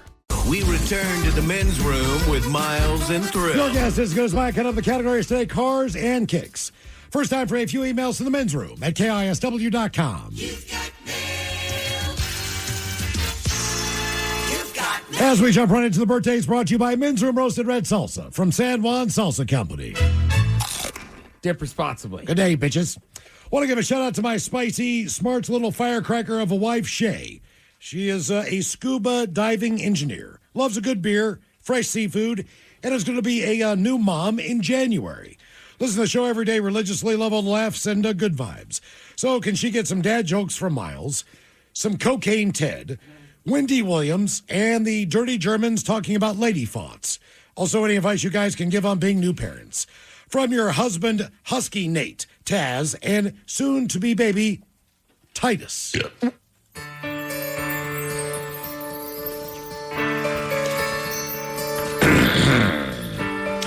Guys, what is a pig's favorite karate move? What is it? The pork chop. Pork chop. Boom. How did the vampire know he was sick? How did the vampire know he was sick? He had his blood tested? Coughing. And Ted, you'll be able to get this one. What do they call thrift shopping in Boston? Thrift shopping. What? Goodwill hunting. Oh, nice. Nice. All right, well, Coach Chad doesn't have a lot of things to say about helping somebody that's pregnant, other than, yeah, probably should have got you pregnant. I mean, that happens sometimes when you're on a Coke bench. I would say this. What you're going to do for 9 months, complete opposite. No Coke, no booze. Johnny, you can't even have coffee. That's like the lowest version of me. Yeah, you want to talk about lady farts. Those are ones from the front. We make a little rhyme. Beef, it's what's for dinner. Yeah, and, you know, it just seems like everything's open now. Yeah. Yeah, does it happen as much when you're pregnant? Does it whistle more? Does it just work its way around? Ooh. Me and my buddy were joking around with our stupid German accents the other day in the car, and the Uber driver out of nowhere just starts speaking German. Oh, no. Yeah. Oh, no. And then we're like, I don't really speak German. I just do it on a radio show every day of the week to be smartass. It's not funny. That is weird. What was kind of weirder, too, is he was definitely an African dude that had lived in Germany for 2 years. Oh, damn. Yeah, you didn't see that coming, did you? No. Wow. Gentlemen, please wish my big daddy Nasty a happy birthday from his lovely wife, Mofo, who damn near forgot to send this in. So how about a bong rip, a couple gifts from Thrill, and some random tips from Coach Ted. Happy birthday, Nathan. Serena loves you. Dick. Dick. Dick. Dick. All right, I mean, I think Coach has a couple thoughts here. Number one, if your wife calls you Big Nasty, feels like you can pretty much do whatever you want with that woman. She's into some weird stuff, and you know the kind of weird stuff I'm talking about. The kind of stuff the McDonald's into. What is he into? Oh, you don't have shoes that big and red, not being kinky SOB. I always want to wish my beautiful girlfriend a very happy birthday. Can you give her green beans? Followed by a fart montage and the dirty Germans telling her what I'll be doing tonight. Also, just want to say thank you guys for all you do and to make the days go by faster and better. Rock on, that from Jordan. Green bean. What? Green bean. Okay. Green bean. Joe. Green bean.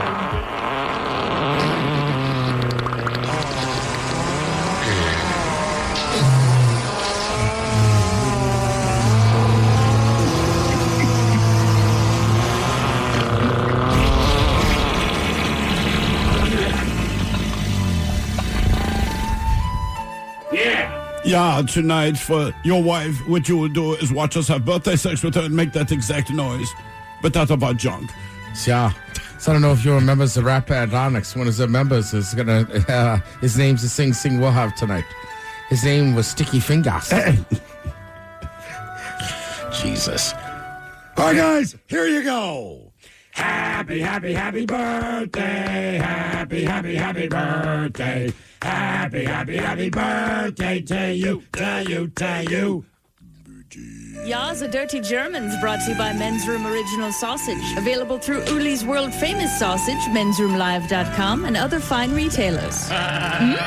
Schweinefleisch. Thank you, Rob. Let's get a contestant on the line now for your guess is as good as mine, 206-803-ROCK. In the meantime, a couple extra emails. Looking for a dealership that truly cares about you? Discover the difference at Toyota of Bellingham. Here, we prioritize on providing a world-class experience, not just making a sale. Toyota of Bellingham's mission? To build lasting relationships and be your go-to for all things automotive, sales, service, and parts. With a stellar 4.6 Google rating and being voted the best dealership in 3 counties for 4 consecutive years, we're dedicated to excellence. Toyota of Bellingham, where customer satisfaction drives us. Visit our showroom today or check us out online at toyotaofbellingham.com. Ready to explore Europe the striped way? Then fly with Condor Airlines. With non-stop flights to Frankfurt, Germany, it's easy to connect to vibrant destinations across Europe. Whether you're sipping espresso in stylish Milan or raising a stein at Oktoberfest in Munich, Condor makes your journey just as enjoyable as your destination. With spacious cabins and relaxing service, your vacation starts the moment you board. Fly the striped way. Visit condor.com today. There's luxury, and then there's Monogram. At Judd & Black, you can experience both. Right now, with Monogram's 1 for you, 1 for free rebate, when you purchase select premium appliances, you'll get another absolutely free. Shopping at Judd & Black, you get personalized service, expert guidance, and luxury delivered. Browse online at juddblack.com or find the best deals in our Bellingham showroom off Exit 254. Judd & Black, your hometown appliance store for over 85 years. Subject, men's room IPA brats from Uli's Famous Sausage. Gentlemen, I had 10 pounds of the men's room brats delivered to North Dakota this week. Nice. Wish I could have some of those IPAs to go down with them. Yes, you do. That from Mark, who's listening in Bismarck, North Dakota. Damn. One of the states I've never been to. I've never been to North Dakota either. I don't think I've been to either Dakota. No, I know I haven't. Subject, Ted, this for you, it is swamp crotch. Well, I'll be. Oh, come on. Ted saying he sets off the TSA alarms due to his running hot in the crotch area is actually accurate. And there is a link. It says, look, people with swamp crotch keep setting off TSA alarms. Did you read the story? I don't know that they need to call it swamp crotch. That's their name. That's what they called it in the article, yeah. From Vice. I also don't need a Vice article to prove it. I stop, and there's a red dot down there. And they go, they're saying that's normal. Yeah, we got to protect you. Well, obviously, it's not normal for everybody. We got to look at you again. And I'm just like, I run hot. Got hot bees. Well, that's probably what they call swamp crotch and not hot bees. Yeah. I mean, you're right, but it's just always. No, it doesn't sound flattering. Hot bees. Do you want a separate? I don't need a separate room. There's nothing. I'm not hiding anything in there. Besides, Subject, Miles does it again. All the guys listening to the podcast on the Odyssey app. What day is it? The 18th. On that day, Miles does a Hulk Hogan impersonation. Later, Hulk dies. Miles the Reaper strikes again. Love the show, name withheld. Yeah, I mean, all I said was Terry Bollea had a 5-inch penis, the Hulkster had 10. Right, and that's according to Terry Bollea. In court. I know. That's amazing. Somebody has to do the court transcription, and then they have to type this out, because this is a legal precedent. Terry Bollea, he's got a 5-inch penis. Hulkster, he's rocking 12. What inspires me? And you can't hurt him anymore, Miles. Oh, no. I know. Oh. He said that. I'm quoting him. No, but there's some irony that you quoted him, and then, he passed away. No, Terry's dead, and so is Hulk. No, that's not true. Terry Bollea's penis is dead, the 5-incher. The 10-incher's alive and well. Did you see the cartoon? Hulk Hogan shows up at the gates of heaven? No. Oh, yeah. And he's got his Hulkster stuff on. All right. And the guy's at the pearly gates. He goes, sorry, Hulkster. Heaven's fake, too. Oh, damn. It's not real, huh? No, it's not real. Who inspires me or what? Jackie Chan and Jet Li inspire me to get my black belt in karate. All right. As for the Marines. Are they actual karate guys, or do they do a different form of martial art? I'm just saying, like, some guys know Taekwondo, some guys do Kung Fu, some guys know karate. I'm almost positive was pretty famous for karate. Karate. Okay. Yes. To me, it's just a different form of ass kicking. As far as the Marines, no one inspired me. When I was 8, I decided, hey, I'm joining. My whole life was planned for that. I went to Pakistan, got married, have 2 kids now. I am 39. Unfortunately, a severe car accident changed everything, and I wasn't able to join. I have my black belt. I'm EMT trained and went to aviation school to fly the medevacs. Lost 10 years of my memory from that accident. Damn. Wow. That from Jennifer. In That's still pretty impressive. Also, I want to give a quick shout out. I met a guy that had served in the Marine Corps, I think Thursday night in a bar. And he told me he was in the 1st Tank Battalion. Right. I said, hang on. I got to text my 2 buddies at Marines. And they just responded, 1st Tank Battalion, Fury. And then he's like, there's this movie called Fury. Yeah. I had never seen it. Me neither. I got home and watched it. It is awesome. I mean, at the end of it... Is it based on his group, or was he involved in No, it's not based on a true story, but it's World War II. It's a tank movie. Brad Pitt. And it sounds odd. It's Brad Pitt and Shia LaBeouf. Yeah. See, take his shirt off. I'm telling you, it is awesome. But great acting. By the end of it, I don't know if it's propaganda or... I should have cried, but I was like, I don't know if I want to enlist or cry. But I got a lot of emotions It's a going. badass movie, It dude. is so good, dude. Violent. So basically, you're saying this guy's a badass. Yeah. Okay. All right. I mean, I know the name of the movie. I never saw it, and I remember the actors it's worth in it. watching. And just, it's World War II and some of that tank stuff. You just forget, it's a lot going on. Okay. Life. Yeah. Yeah, man. All right, time for a little Your Guess. This is as good as mine. It's an easy game to play. You guys are playing. I'll pick from one of 2 categories and try to get as many right in said category before 3 strikes, and you are out. So, do you guys want the best or worst car brands? Or, as Kicks for Kids Day is this Thursday, the top 10 sneaker brands here in the United States? Sneakers. All right. Sneakers? Yeah. Kicks. Going Kicks. Kicks it is. You guys know how the game is played. Name as many as you can before 3 strikes and you're out. I mean, Nike has to be number one. I was like, let's just get that one out of the... Easy. All right, now here's my question, right? Skechers is coming on. Hokas are coming on, but I don't know if they're dominating yet. What's the ugly ones again? Uggs. They're massive. Yeah, but they're not sneakers. Oh, these are specifically sneakers. Now, You have Ugg sneakers? I have Ugg sneakers. They're not going to be on this list, but no I have kidding. Ugg sneakers. All right. Yeah. Trying to think what else. They're very comfortable, by the way. Adidas, maybe. New Balance is all over the Adidas? place now. Adidas. Oh, yeah, it's a different brand. I'll tell you one thing about dudes. Like Pumas could be on there. All these could be on there. What'd you guess? How about New Balance? New Balance is number 3. Okay. The old people shoe. I'm seeing those everywhere. New Balance are good New for Balance- people who have wide feet. Correct. So New Balance does make some cool shoes, but that standard wider white dad shoe is still... That's the New Balance is the shoe of radio engineers. It used to be white Reeboks. Okay. Same with program directors. In jeans. Terrible look. Now it's switched over to New Balance. I would go Adidas. Yeah. Number 2. I do like my Adidas. I love them. I think they're great. Seeing those everywhere now. Top 10 as of what? This year so far? It's in just general? sneakers, right? Just sneakers. I mean, Do you think Hokas are on there? or Under Armour. Under Armour's do not like a bad Under call. Armour They put out a lot of shoes now. Under Armour? Under Armour. Damn. Not on the top 10. Maybe they're climbing up, They're relatively new to the shoe game, probably the last 20 They years. go back and forth, man. So we got to go more classic stuff. Right. I'm going to say Pumas, Miles. Puma, number 6. Thank you. Thanks, Mike. They are huge around the world. Absolutely. I mean, they were one Go of the to top Europe, brands in the Puma's world. everywhere. Well, yeah, they're a For sure. massive cat. Come on, man. Well, I got gas. I mean, you're right on Hoka's only because it used to be runners. Right. Converse, maybe? Then, like, my nephew got into them. I have 2 pairs of them now. I don't know if they've gotten to the top 10 yet, but they're definitely climbing. But yeah, what did you just Converse. say? Converse. Vans might also still be up there. I don't know if they're still cool, but Go Converse. Converse, Yeah. number 4. All right. Got to remember Converse for affordability. They are still Absolutely. what they've always been. Sure. A cheap shoe that lasts Yeah. a minimal amount of time. Yeah. wish they'd be a little bit cheaper. They can be cheaper, that's for sure. Yeah, well, they got. Now everybody wears them. Everyone wears them. Are Vans considered sneakers? Yeah. Okay, Yeah. then Vans.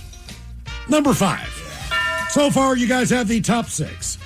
Puma, Vans at 5. Converse 4. New Balance at 3. Adidas 2. 1 is Nike. My daughter pretty much only wears Vans. Yeah. So we're Crocs, which are not tennis shoes, but it's Vans or Crocs. That's it. Have we said any of the brands we said show up on there, Miles? I mean, you guys have been talking around a lot of them, but some of you've actually picked. All right, what about Reebok? Reebok, Around the world? not in the top 10. And this is around the Shocking. world. No, this is the United States. Oh. Do we go with Hoka? I think maybe we do, man. They're everywhere. All right, I'm Right. in. I'll follow you guys into the fire. All right, Hoka. Hoka. 9. Oh, all right. Suck in. Okay. I feel like there's a big one that we're missing. There's got to be. Okay, there's one that's kind of more popular in the trail world Oh. as far as running goes. Now, they're not the most popular, but they have a worldwide following. They're more of an REI, Right. like in a Teva, not that kind of a. Are we talking like a Timberhawk a Merrell situation? World? You know what I'm saying? Like Yeah. Keen. If you're looking in those areas, Yeah. you will see this brand. I feel like I know what it is, and I cannot think. I can picture the shoe, but cannot think of the name of the brand. What are the kind that Miles is always wearing these days? It's not the Hokas, the other ones that he wears. I I'm forget. wearing Olakais. They're not really popular. No. Because I'm cool. I got a pair of Olakais, actually. Very lightweight, very comfortable. That's my Hawaiian representation. We said Adidas, Reebok failed. Crocs I don't Puma think was count on as a there. sneaker. Crocs are not sneakers. We got Vans. Doggone it. What are we missing? Like Keds? Like, are they still a Jesus. doggone thing? I'm going to guess they're not in the top 10. Right. But, Okay. said New Balance. There's 3 left. You have 2 strikes. Did we go Skechers? We did not go Skechers. Skechers. 7. All right. 8 out of the 10. I'm trying to think, man. So I'm not a big tennis shoe guy. Same. So I don't pay much attention. One is But- pretty strictly a running shoe. One is more of a trail running shoe. Brooks, maybe? If Hoka's on there. Brooks. Brooks That's what I was is not thinking. bad, dude. Yeah. Let's go Brooks, Miles. Strike 3. Taylor Bears Brooks not on the list, but they have a great shoe. Give us a hit. One has a name that's pretty close to a ski manufacturer. Head, Rosignol. I'm trying to think of. You're in the ballpark. K2s? No. I don't know skiing manufacturers. Those are the only 2 I know. I got nothing for skiing, yeah. We'll get the running shoe. We will get the running shoe. No, get the running shoe first. It's not Brooks. Nope. It's not Hoka, but it's exclusively kind of a running shoe. More so. I don't know. Is there some brand? Like, are we missing like the toe shoes? Nope. Oh, God. Those things. God. So weird. The foot gloves. Cass's wife had a pair of those. She was the first person I saw wearing them. And I remember going to his house, and she came walking out to greet me, and I'm just staring at her feet like, what's wrong with your feet? She's like, they're shoes. I'm like, are you sure? What about like a Timberland, Miles? Nah. Damn it. We're getting a handful of people saying marmots. Oh, that's not a bad guess. How about marmots? They're in that family, no? Jesus. What else are people suggesting? People said Columbia. No. Does Keys? Oh, somebody did get it. They got one. Oh, Fila's. Oh, 2. Yeah, there's 2 on Oh, here. Fila. Yeah, Fila's Fila, a good yeah, guess. no. No. No, what a guy. Damn it. I mean, is it Keen because they make a hiking shoe? No. DC's. Son of a gun. British Knights. For real? No, I'm kidding. I'm kidding.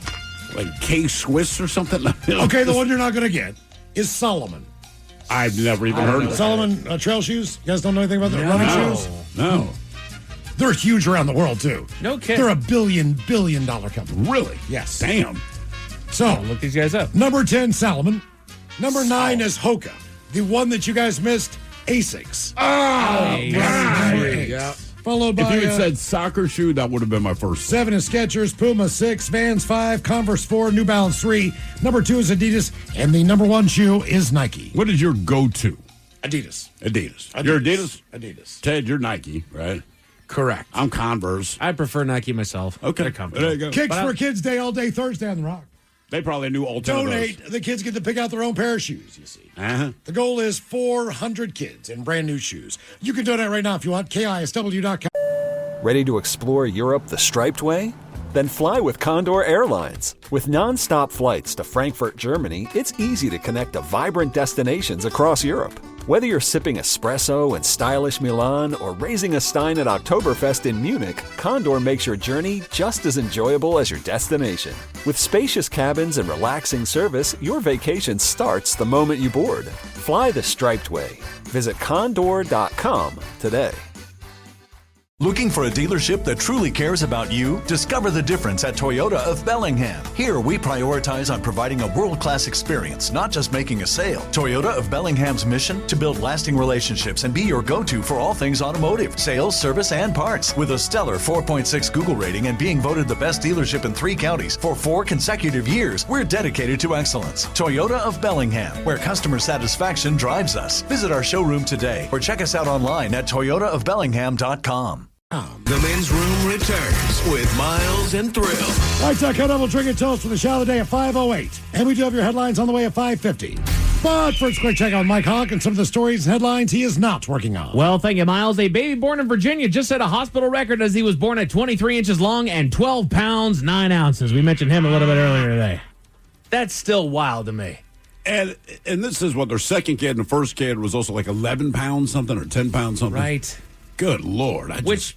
I know that babies like gain the majority, like they start gaining weight exponentially as you get to those later terms. So, the difference between a week, when it's 2 to 3 is not a whole lot of change, but a difference between a week between 40 and 41, that's massive. And they said he was born, 1 week late? Right. I mean, my God. That's.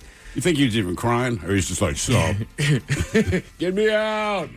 Tired of being... Mom, let me out of here. God, that's the way my son was, man. It was like he was trying to part the curtains, man. It was only putting our hand on his head to keep him in there until the doctor got there. Hang on, dude. Good God, man. I feel like I was like 2 weeks late. Really? I took forever, dude. I was comfy in there. I was a mama's boy. I think I was on time, maybe a day or two late, but it's such a random... The craziest thing ever, the night we conceived my daughter... which I remember vividly. My wife looked me in the eye and said, if I get pregnant tonight, our daughter will be born on November 13th, which means I won't be able to go to my brother's wedding. This is right. And I'm like, yeah, I'm going to get back to it. Our daughter was born November 13th. No kidding. On her brother's wedding. She called the day. And that's when I knew she was spooky. Yeah. I was like, dude, how do you... I mean, she nailed the date. Just like, oh my God. Did she go to the wedding? No, because she was giving birth to our daughter. And then everyone from the wedding, particularly her mother, kept calling. Is she born yet? And I said, do you think I'm withholding this from you? I said, go enjoy your son's wedding. We will let you know when the kid arrives. But she called probably like 4 or 5 times. And I'm looking at my wife like, I'm kind of scared to yell at your mom, man, but I'm about to. Like, seriously. And then my wife grabbed the phone. She's like, Mom! Go to the goddamn wedding. We'll call you when the baby's born. You were the grandparent. You were like one of the first people to know. You absolutely are, man. Right. But yeah, she called that shot. Yeah, mid-coitus. I told you, Mike, that my cousin, I just saw Kelly. She was past her due date, and then she was like, they're going to induce me in like 4 days. So they still came to the cookout. And then like her husband was like, yeah, I can have like a beer or 2, but we don't really know. You're on call. Yeah, he's got to be right, ready. we were just laughing and joking. And then, they left at 6. And I got a text the next morning said, we had the baby at 2:50 a.m. Damn. So it's like, I'm like, she must have gone into labor like on the ride home. Eating peppers or something like that. I'm still taking credit, Mike. I was cooking spicy Italian sausage. Attaboy. There might be something to that, all right? The inducer. My mom was in town for the birth of the first kid, and we had gone out to dinner I want to say it's the day before my daughter was born. And at this point, my wife, she's over it. It's been 9 months. Like, get it out of me. So my mother goes, look, one of the things on the menu were these, like, spicy jalapeno something. Oh, yeah. So my mom said, dude, seriously, order those. You will go into labor tonight. We're like, okay. I feel like sure enough. There is some science behind this. There's some pizza place that got really famous because they made this incredibly spicy pizza. I think they called it the inducer, yeah. Yeah. So that's why I'm still taking credit because I cooked the sausage. It probably was, Ted. Ted the inducer. The Merriam-Webster word of the day. I'm going to give you each a chance to guess what it is. The Merriam-Webster word of the day is described as a synonym of both uproar and hubbub that refers to great excitement or concern about something. What's the first letter? B. It is a B word, a synonym of both uproar and hubbub that refers to great excitement or concern about something. Boisterous, okay. Guesses? A B word, synonym of both uproar and hubbub. You want to say bitch, don't you? Brouhaha. Oh, good call. 10 and a guess. Bamboozled? Miles, you freaking nailed it, dude. It is brouhaha. Is it brouhaha? Yes, that is the Merriam-Webster word of the day. I would have never gone there. Well done, sir. Authorities in Atlanta have found Would I win? Yeah. Not a damn thing. I've got a list of new modern country slang that I'm trying to use. Oh, boy. Hit me. Like, last night I was getting a couple cocktails. I told my buddy, I said, better watch out. I might start waking snakes in here. What does that mean? To me, it sounds like ruckus. Sounds like you're going to get in an erection. Hey, you keep looking at me that way, I might have to hobble your lip. That, I think I pieced together. Hobble your lip. Nice. Country Ted. Oh, yeah, but you say it in a hat, too. I want to have to hobble your lip now. Daddy, what does he mean? Oh, Jesus. Still one of my favorites, man. There's 10 bad sons of bitches in this town, and 9 of them call me sir. Oh, damn. Authorities in Atlanta have found a flaw with driverless vehicles. Who to give the citations to? Exactly. It's They driverless, speed? man. Yeah. Well, if they do, I mean, They so speed, they run lights, they impede traffic, they... Did the driverless cars, do they have a sensor to know to pull over if a cop puts the lights on? Or do they have to I gotta trail believe that this they do. thing until it gets to its destination? Right. And then you get there and there's no one in the driver's seat. I think it's got to have some... Before you make that thing legal for the road, I think you have to have some sort of a measure in there that'll pull it over. I would hope so. It's got to, in my mind. It just absolutely has to. But yeah, they're But saying... then what's the point if you can't take it? But they're also... The authorities there are saying, like, the rules are different for the doggone things because, honestly, we don't know who to send the citation Why to. don't you send it to the company? Yeah, To the company. I mean, look, that's so negligible to that $50 ticket. I'm pretty sure this company can cover it. That would be odd, though. You get home and the cop's there. It's like, dude, I'm not driving. Right, I'm not driving. I'm not doing it. Yes, I told it to speed. Right. But Faster. yeah. There are arguments being made that GLP-1 drugs could become the everything drug. What the is everything cure. GLP-1? That's Like your Ozempics. Right. Okay, all right. Which, the thing with Ozempic, like, it was originally like a type 2 diabetes drug, if I'm not mistaken. Yeah. And they found not just weight loss, but there was actually a handful of other decent benefits to GLP-1. So this might become the new Tylenol. Damn. All right. Yeah. I wouldn't take it, but yeah. I'm with it. I forget one of them they said, like, was really helping people's livers, too. That had, like, non-alcoholic fatty liver from eating bad stuff. But there wasn't the intent of the drug. Correct. It kind of cracks you. You try to develop a drug for a thing, and a lot of times it works out that way, but you develop a drug for a thing because it helps with this, and then you find out it has all of these other benefits that you weren't even looking at. I mean, in theory, though, right, it's supposed to help with type 2 diabetes. Mm-hmm. So you figure whatever's in it is already kind of trying to revert. That's why it's like, it makes sense it would Switch help up with your weight chemistry. loss or help kind of repair certain organs as Sure. well. Because, type 2 is generally you've eaten enough. You've eaten yourself into that, yeah. Yeah. And that's reversible as well if you change everything. That's right. A new doctor study finds that 5 to 13% of chatbot medical advice is dangerous or unsafe. I've never used that. I haven't used chat. I saw actually a friend of mine on Saturday who's very deep in that world, kind of what his job was, and he said, look, the thing about AI and chatbots, they're not intelligent. It is an aggregate thing, okay? So you ask it a question, particularly with medicine. So you ask it a question about something, and it can go through everything that has ever been said about whatever in a billionth of a second, give you an answer. He said the problem is, and he goes, in this country anyway, because capitalism runs amok, he goes, you understand a lot of, I don't want to say a lot of, but there are companies out there. So say you're Procter & Gamble, okay? So if I'm Procter & Gamble and I've got the money to do this, I can flood the internet with 50,000 bot-generated blogs about the benefits of eating Tide Pods, if that's what they decided to do. So when you ask ChatGPT, it goes through and it says, well, Christ, there's 50,000 things that have a positive review of eating Tide Pods, right? And so that's the information it's going to give you. So he and his company are currently working on something where, kind of the way crypto works, where it's blockchain. Okay. If you, Mike, were to put out a study, it would be authenticated through this blockchain, so the aggregate, you weigh more than all the other crap. Gotcha. So this doctor has done this study, and it says this. Right. So This that is an weighs actual 100. educated study on this stuff. And then the other stuff that is not blockchained out or whatever it is. So that's the only thing with ChatGPT. It's fine for most things, but when you're going for medical stuff, remember, it just takes the aggregate. Right. So if everyone is wrong, or if 80% of the people are wrong about something, and this is the best home remedy for this, spray Lysol in your mouth, that's what it's going to tell you. Right. It doesn't have ill intent. It does not have good intent. It has no intent. It's Just an saying that over aggregate. the air might have actually tripped that thing even more. That's what I mean. Me saying this, right? So it goes, oh, this radio program brought it up. And there it is. So that's the thing about artificial intelligence. It's not intelligence. It is an aggregate that can spit things out in a conversational voice. Right. So that you feel more comfortable. There's no inherent truth to it. Basically what it does, it's like on a Google search. If everyone is searching for this thing, that's going to be the top hit, right? Yeah. That kind of thing. And these companies, they have the money to flood the internet with whatever they want to put out there, good or bad. That is what ChatGPT is going to tell you. Absolutely. And it's not going to tell you anything else. I mean, half the things that you guys ask for me to look for on the internet, finding what I do, I literally just type in the question into Google, and it gives me the AI overview, as it were. Right. That could be completely wrong. Well, and that's the thing. That was his point. Just going, use it sparingly and understand what it is. People rely on these things, but in the end, you find whoever has the most money puts the information out there, floods the market. So you'll find that sometimes it recommends things that would certainly benefit a company, but there's not necessarily the truth to it. There's new research that has found that plants under stress emit sounds actually above the range of human hearing. Yeah. But insects can hear it, and they react to it.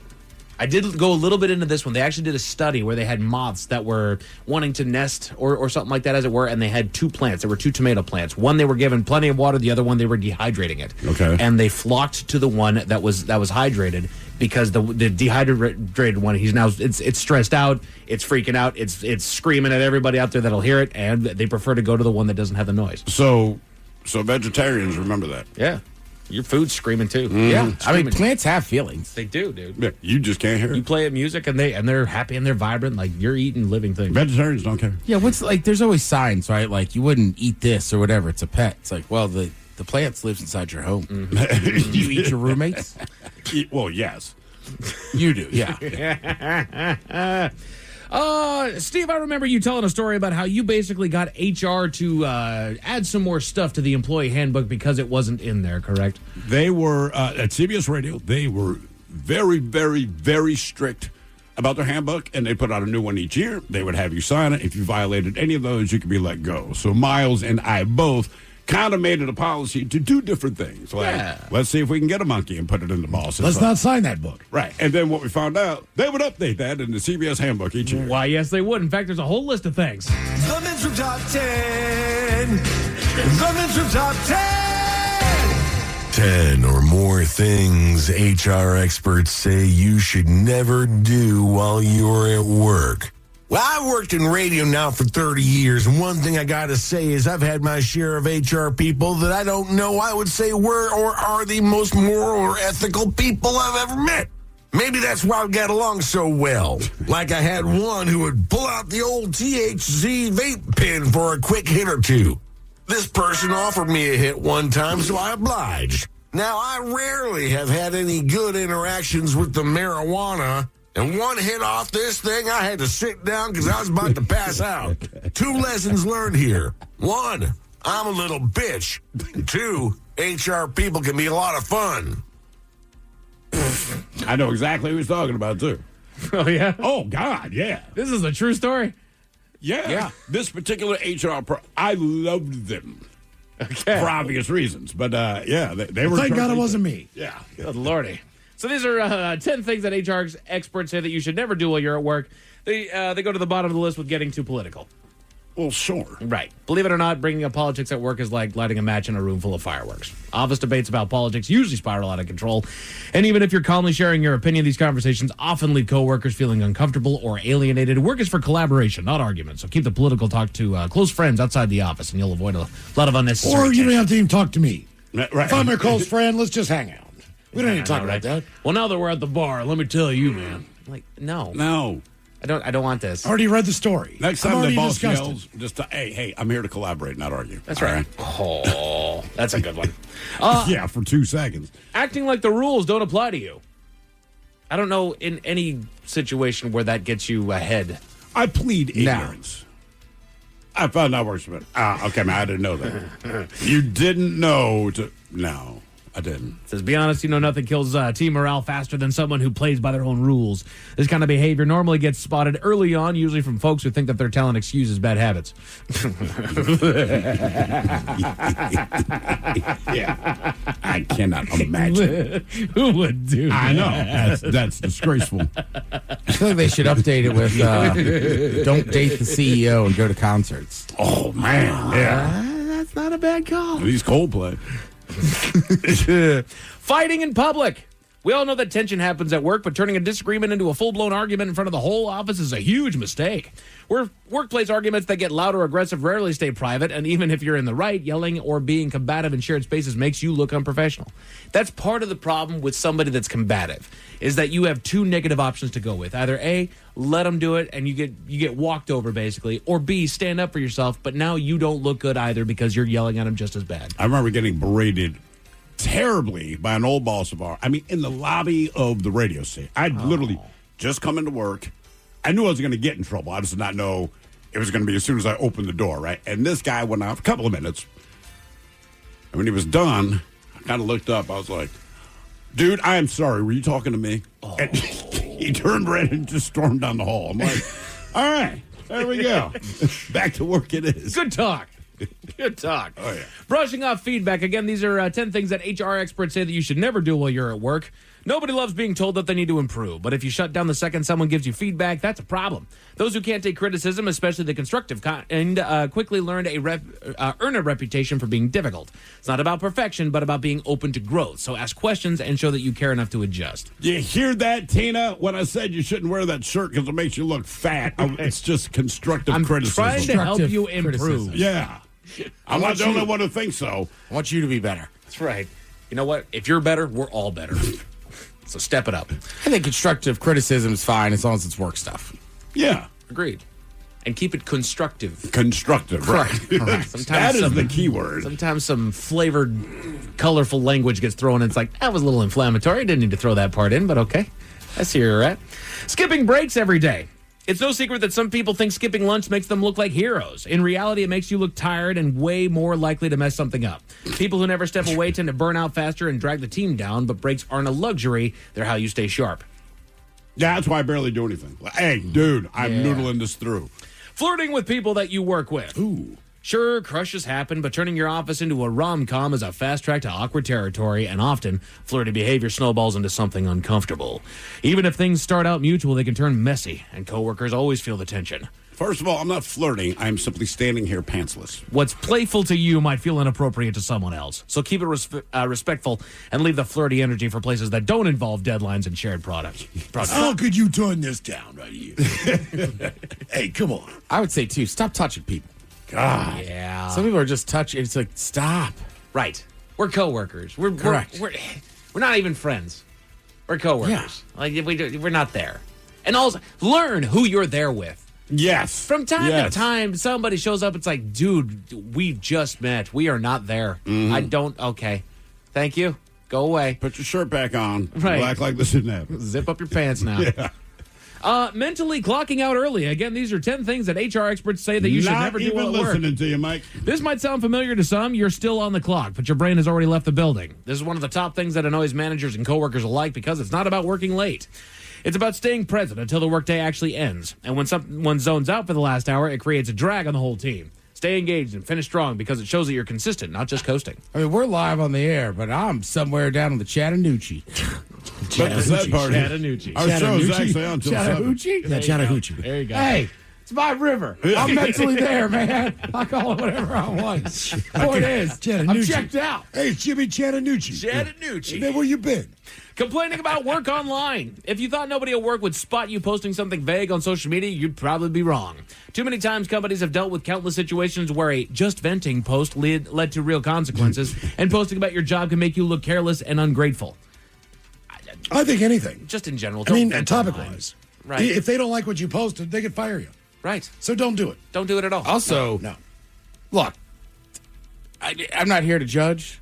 If you take a sick day, don't post photos of you doing fun stuff. That's right. Oh, dude. And I would go as far as say it's like, maybe don't go to the same local spots if you've called out sick. Like, people are going to be like, what are you doing? Why are you here? Yeah. If you've ever accidentally run into your boss at the bar, don't go to that bar. Yeah. Yeah. I know. When we moved buildings, I was like, damn it. A secret spot. Everybody from work's going to start going to them. And it happened. No. Ignoring company policies. You might think that nobody actually cares about the company handbook, but HR does. And so do your coworkers when they're picking up the slack after you skipped over the rules. It's easy to roll your eyes at policies that seem overly specific or outdated, but they exist for a reason, and blowing them off can land you in hot water. So do not ignore those company policies. Well, I mean, you're right. I know it's important to HR, but nobody else cares. Yeah. And I know HR knows that. Right. Absolutely. 10 things that HR experts say that you should never do while you're at work. You keep showing up late. Well, yeah. We all hate that one coworker who's always late. But HR hears the same old excuses every day. When you're constantly rolling in after everyone else, it starts to feel disrespectful, and over time, it chips away at your credibility. Being dependable isn't just about doing good work. It's also about showing up when you say that you will. Yeah. Yeah. Agreed. Right. Be prompt. Be there. You shouldn't have to explain that. Exactly. And then I'll leave you with this final thing that HR experts say that you should never do while you're at work. Talking trash about your coworkers. Let's just say this. People who gossip at work rarely come out looking good.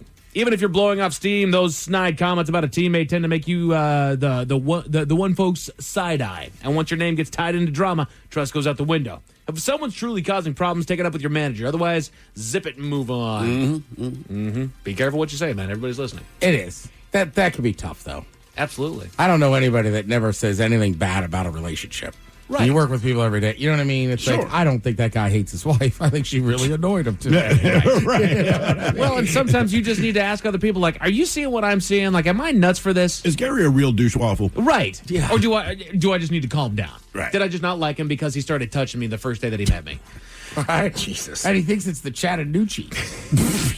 Hey, baby, let me see that thing. Dumbass. Oh, my God, he's dumb. A man in the UK was arrested for walking down the street with a weapon, but there's a little misunderstanding, Miles. What was going on Tell there? you about it at 5:50. Thank you, sir. Headlines are coming up at 5:50 in the meantime. We've made it to drinking time. Somebody out there deserves to be recognized.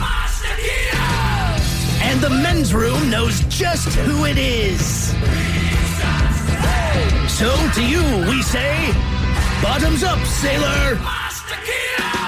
You're the toast of our shot of the day. Good time it is, as usual, we head to the drink test. Scan Steve at Thrill Hill to find out who we're toasting. Yes, indeed. And today we toast 22-year-old Aaron Putnam of Northumberland, England. Putnam. Now, like many 22-year-olds, Aaron went out to the local pubs and enjoyed copious amounts of booze. Now, the following morning, Aaron woke up in her apartment and was stunned to discover a seagull flying around her home, even though her windows were closed. That's when she had to think back, and she remembered that in her drunken stupor, she'd spotted the bird outside of the bar and decided that she needed to bring it home, and it was going to be her pet. So that's exactly what she did. Anyway, after her reunion with sobriety, she made the right decision and actually took the seagull to the local veterinary clinic, and that's when she was informed that her impromptu pet seagull was carrying bird flu. Oh no. It's just, God damn it. That's so good. She wakes up to the seagull, and she's like, it took me a minute to remember. I'm like, oh, that's right. Apparently she wrapped it in a blanket, brought it home, and danced with it. Anyway, took it to the clinic, and they're like, cool, thanks for bringing it. By the way, it has bird flu. Get checked. So we pour this booze, and we drink this booze because we think it's yummy. Yummy. So over the tongue and down the throat to party in our tummies. Down the hola bichola. All right, it's going to get tested online now for Profile This, 206-803-ROCK. Profile This is next. Ready to explore Europe the striped way? Fly Condor Airlines nonstop to Frankfurt and connect effortlessly to most European destinations. Relax and start your vacation in comfort. Fly the striped way. Visit condor.com today and book your next adventure. Looking for a dealership that truly cares about you? Discover the difference at Toyota of Bellingham. Here, we prioritize on providing a world-class experience, not just making a sale. Toyota of Bellingham's mission? To build lasting relationships and be your go-to for all things automotive, sales, service, and parts. With a stellar 4.6 Google rating and being voted the best dealership in 3 counties for 4 consecutive years, we're dedicated to excellence. Toyota of Bellingham, where customer satisfaction drives us. Visit our showroom today or check us out online at toyotaofbellingham.com.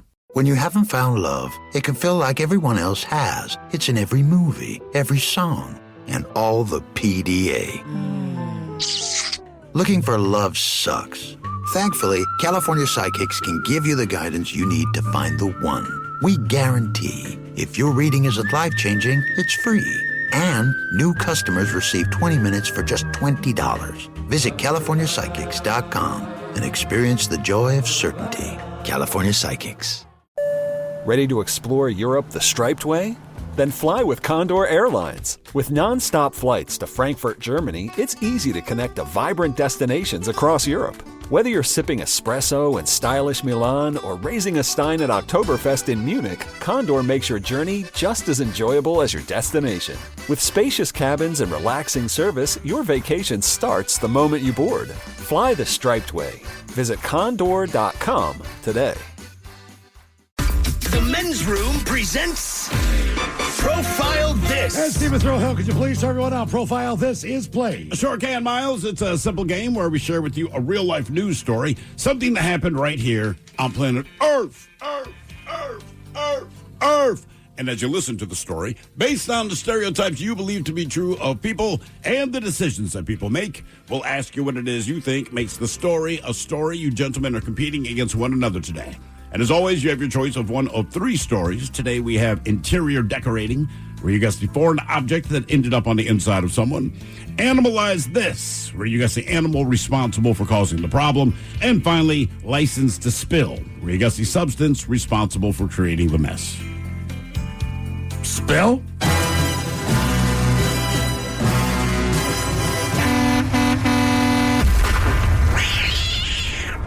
A truck hauling a dump trailer spilled its product in Lancaster, Pennsylvania. The truck was taking the load from an industrial plant to a mulch facility. Now, according to Lancaster City Bureau of Fire, the truck spilled cargo in 2 different locations. The first spill happened along Route 30, the exit ramp in East Lancaster. The second largest spill happened at an intersection a few miles away. Now, roads had to be closed for hours as the cleanup took place. And according to crews at the scene, recent storms led to rain collecting in the open dump trailer, causing the cargo to float, which is why it spilled out. The cargo then sloshed off the trailer and onto the road as the truck was making a turn at a traffic light. Now, crews said the storms expected later on that same day could be a concern, and they were actively monitoring weather conditions. The question is, what spilled out of the truck as a result of all the rain washing it out? Was it dead fish? Was it rotten eggs? Was it cow manure, or was it animal bones? So dead fish, rotten eggs, cow manure, or animal bones. I'm feeling dead fish on this one. Dead fish. Dead fish. 1 fish, 2 fish. Red fish, dead fish. I'm going to go manure. Manure. I guess my question is, I feel like eggs sink.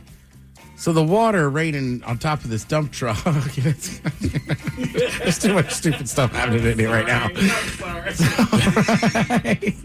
Just give me the animal bone. Animal bones. All right.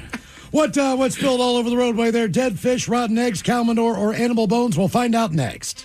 That was was a tease. You are listening to the Men's Room. Looking for a dealership that truly cares about you? Discover the difference at Toyota of Bellingham. Here, we prioritize on providing a world-class experience, not just making a sale. Toyota of Bellingham's mission? To build lasting relationships and be your go-to for all things automotive, sales, service, and parts. With a stellar 4.6 Google rating and being voted the best dealership in 3 counties for 4 consecutive years, we're dedicated to excellence. Toyota of Bellingham, where customer satisfaction drives us. Visit our showroom today or check us out online at toyotaofbellingham.com. Ready to explore Europe the striped way? Then fly with Condor Airlines. With non-stop flights to Frankfurt, Germany, it's easy to connect to vibrant destinations across Europe. Whether you're sipping espresso in stylish Milan or raising a stein at Oktoberfest in Munich, Condor makes your journey just as enjoyable as your destination. With spacious cabins and relaxing service, your vacation starts the moment you board. Fly the striped way. Visit condor.com today. The debauchery rolls on. You're listening to the Men's Room with Miles and Thrill. 99.9 KISW.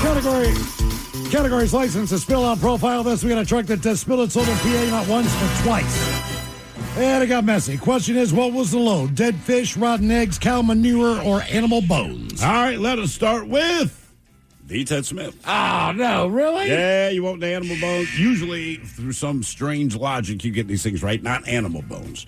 Miles, you went with cow manure. Mike Hawk, that leaves you with dead fish. Come on! No. It's rotten eggs. What? It's rotten eggs. That's why they were taking them. Wait, why? Like, I mean, they went bad in the grocery store?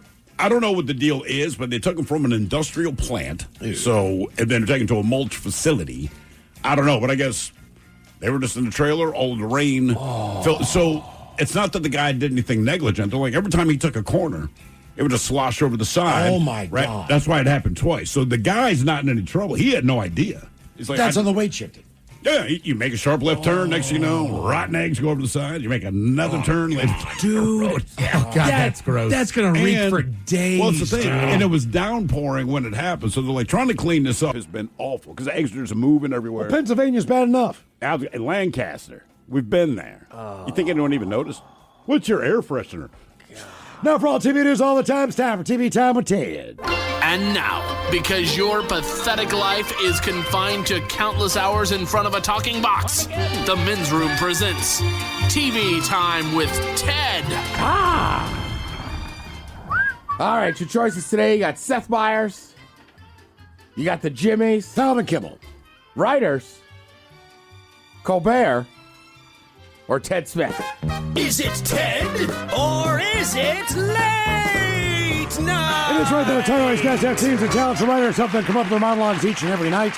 It is up to you to determine, is this an actual late night joke and from whom, or could it be a The Ted Smith original? After a woman was caught trying to sneak a turtle in her breast area, the TSA has asked people to stop hiding animals in weird places, thus suggesting there's a normal place to hide a weird animal. Foul. Ted Smith. Smith. And that headline was kind of crazy. In your rectum, Ted. Yeah, it's like, but that would be a weird spot. No, that's the smuggle purse. I think they just want you to hide it underneath your shirt. Did you just say smuggle purse? Yeah, smuggle purse. You know where people they go to the airport. I'll put it right top of my head. Pound of bologna, weed, money. It's put it in your rectum. Turtle under the hat, man. Turtle hat. Yeah. Disney Plus has announced a partnership with a pool sharing app, Swimply, to offer a dive-in movie experience in Los Angeles where guests can swim while they watch films, and you won't even have to miss anything when you have to pee. Foul. Myers. Disney Plus has announced a new partnership with the pool-sharing platform Swimply to offer a dive-in movie theater experience in Los Angeles where guests can swim while they watch films, and you won't even have to miss anything when you need to pee. Miller Lite is celebrating its 50th anniversary by offering 50,000 free beers at bars across the country. People are running up to the bar like, can I get a Budweiser? Oh, it has to be. I get it now. 50,000 Miller Lights, which is about the number you need to feel anything. Fallon. Yeah, Fallon. That's Fallon. Miller Lite is celebrating its 50th anniversary by offering 50,000 free beers at bars across the country. Oh. People are running up to the bar like, can I get a Budweiser? Oh, it has to be. I get it now.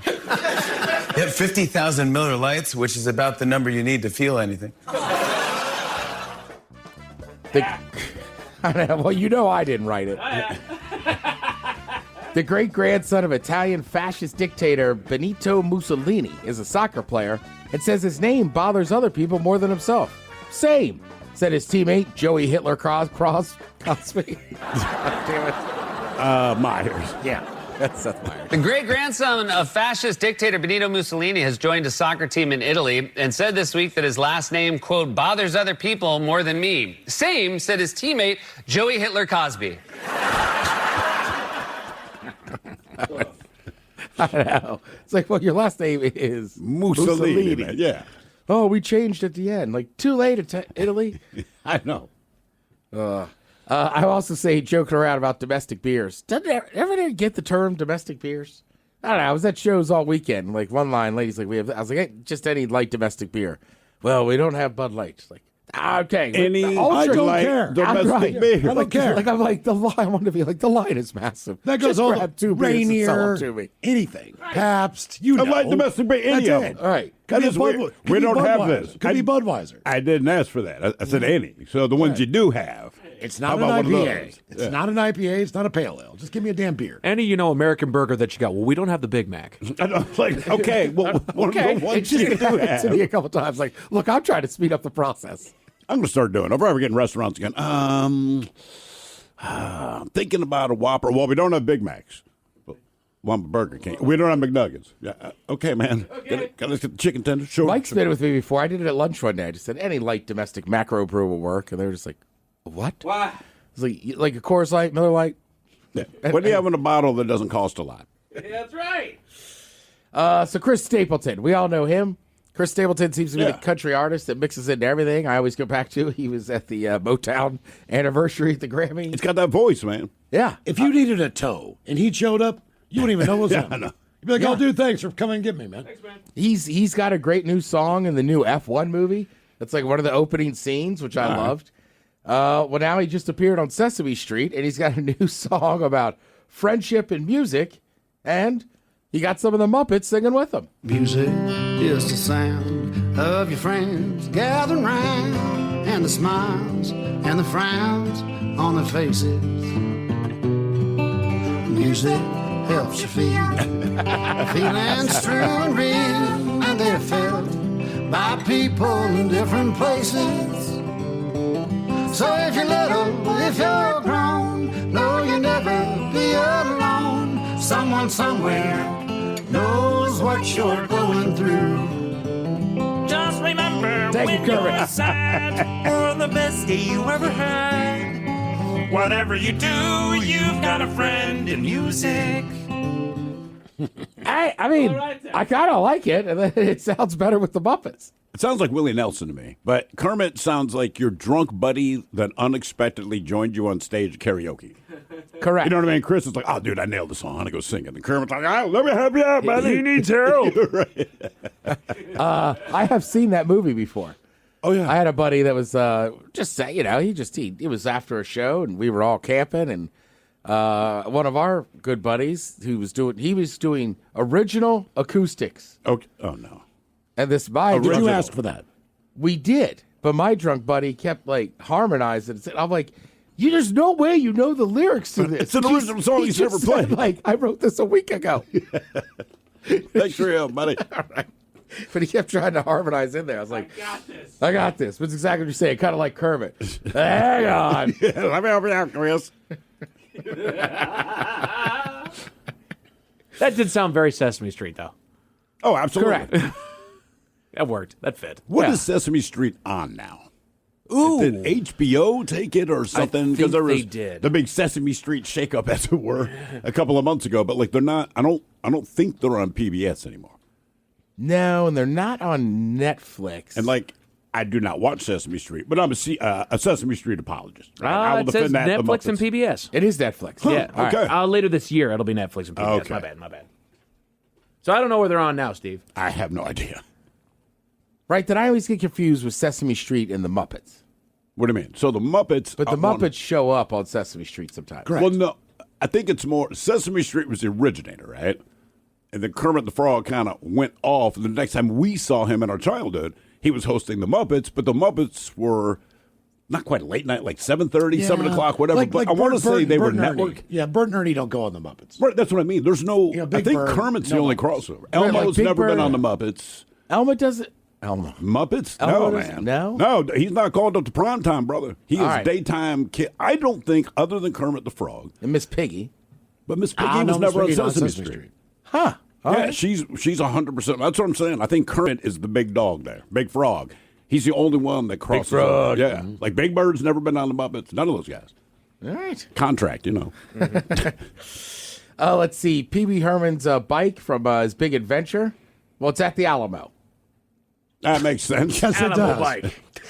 The original red bike for Pee Wee's Big Adventure was acquired by the Alamo in celebration of the Nice. movie's 40th anniversary. Did he go to the Alamo? Yeah, that was part of Okay. the movie, right? It was just kind of this big scene. So the Alamo, they decided to purchase the bike because, I mean, people like my son, suddenly he'd be interested in the Alamo because of Pee Wee Herman, not because of the Alamo. Although, when my kid, he loved Pee Wee Herman like 5-6 years ago. He'd watch it over and over and over. And finally, he's like, Dad, like, what's up, man? Like, is Pee Wee Herman an adult or a child? And I said, I honestly do not know. He's just a man. correct. It's just Pee Wee Herman, man. I don't know. You can find him in the movie theater. Hamburger. Well, it'll be permanently displayed in the Future Visitor Center Museum, which opens in the fall of 2027. If you don't want to wait that long, there'll be a limited time showing at some other place in San Antonio this year. I'd rather see where Ozzy peed. Seriously. Where you paid? I know it's gone. But I mean, I wanted to go, just show me that. That's all I want to know.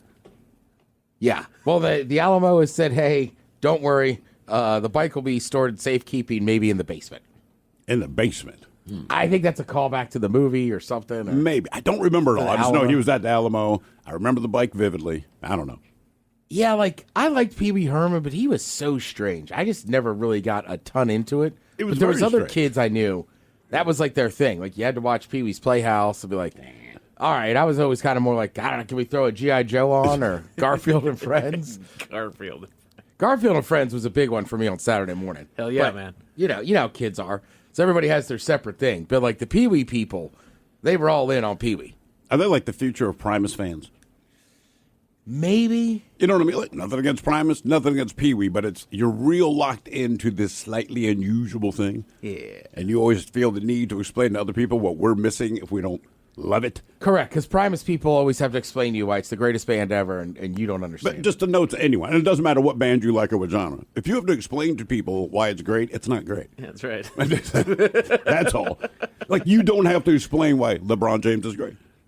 You know Right. why. The stats speak for themselves. It is not, like, you can like them. I'm but- happy that you enjoy them. Yeah, absolutely. But if you have to explain it, it's not great. No. And I don't even mind the band. Like, there's songs I really like. I just Sure. have some friends, like, that's part of their world. They want to talk about it a lot. Damn. Especially at 2 a.m. Yeah. Maybe go to bed. This season on The Voice doesn't show up till next February. All the coaches, though, Adam Levine, John Legend, and Kelly Clarkson, they're all past winners. On The Voice? Like, their teams have won. Oh, okay. Gotcha. Okay. Because I was like, Kelly, she was American Idol. All right. Yeah. Right. She I was don't get the American- whole Adam Levine thing. What do you mean? I just. People like him. He sings well. I mean, what is there to get or not get? I know. I just don't get it. I thought you were a big Maroon 5 I do like guy. Maroon 5. I just think But like, what don't you get? he just People like doesn't- him. Well, no, he doesn't have a lot of personality. He's just kind of there. It's not about his personality. It's about his singing. I know. Right. I know that. I feel like you've turned on him. Man gets all the way up there. He's what, an alto? I know. I don't know. Like, shoot, you don't see that a whole lot in rock, man. Are they rock? Is it Maroon 5 I rock? think he Their kind of first represents the album, rock I wing. would kind of say rock. Yeah. And after that, they're They were on in the 7-Eleven this morning. They had one. It wasn't a bad song. right. They're rock like Taylor Swift is country. Okay, that's Correct. fair. That's fair. Let's see. They're going to So call no. this season the Battle of the Champions. Because all the coaches there have had a contestant that has won. Correct. Right. Like Okay. some of the people that have been coaches on that show have done it multiple years, and their person has never won. Sure. So this is like, all right, all these coaches actually know what they're, in theory, doing. Gotcha. Okay. That's got to be brutal. Yeah. I've been there for 7 seasons. I don't have a winner. I mean, for a minute there, it was almost comical. I feel Do they get assigned, or do they pick the guys? On The Voice, they pick them. Okay. Yeah. Right. They do the blind auditions where the chairs are facing away from the people that are singing. Okay. They go out there and they give it their all, and if they've impressed one of the coaches or several of the coaches, then they hit the button that turns their chair around. Right. And then if it's just one person, then they get partnered with that coach. If it's two, then the singer gets to choose which coach they're going with. That's the fun part, right? Yeah, it's basically Deciding a who draft. you want. Yeah. Well, because then it goes on the singer, but at this point, the singer is pretty new to the show. And then it's like... Yeah, it's their first time ever singing in front of anyone, and everyone there is like a multi-Grammy. Would you like John Legend or Kelly Clarkson? Right. You can like who you like more, but as far as coaching goes, pick them, dude. Well, and But that's the funny thing, too, is that the coaches get it.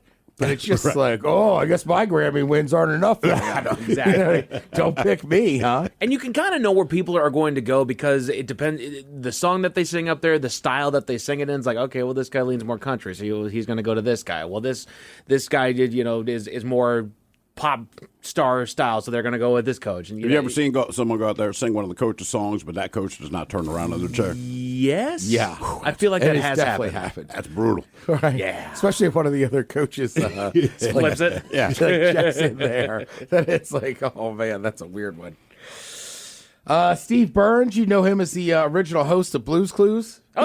He's launching a podcast this fall for all the adults that grew up watching him. I'm not shocked. What is he going to talk about, though? It's called Alive. Episodes will be released on a weekly basis. Focus on what it means to stay human in a complicated world. Okay.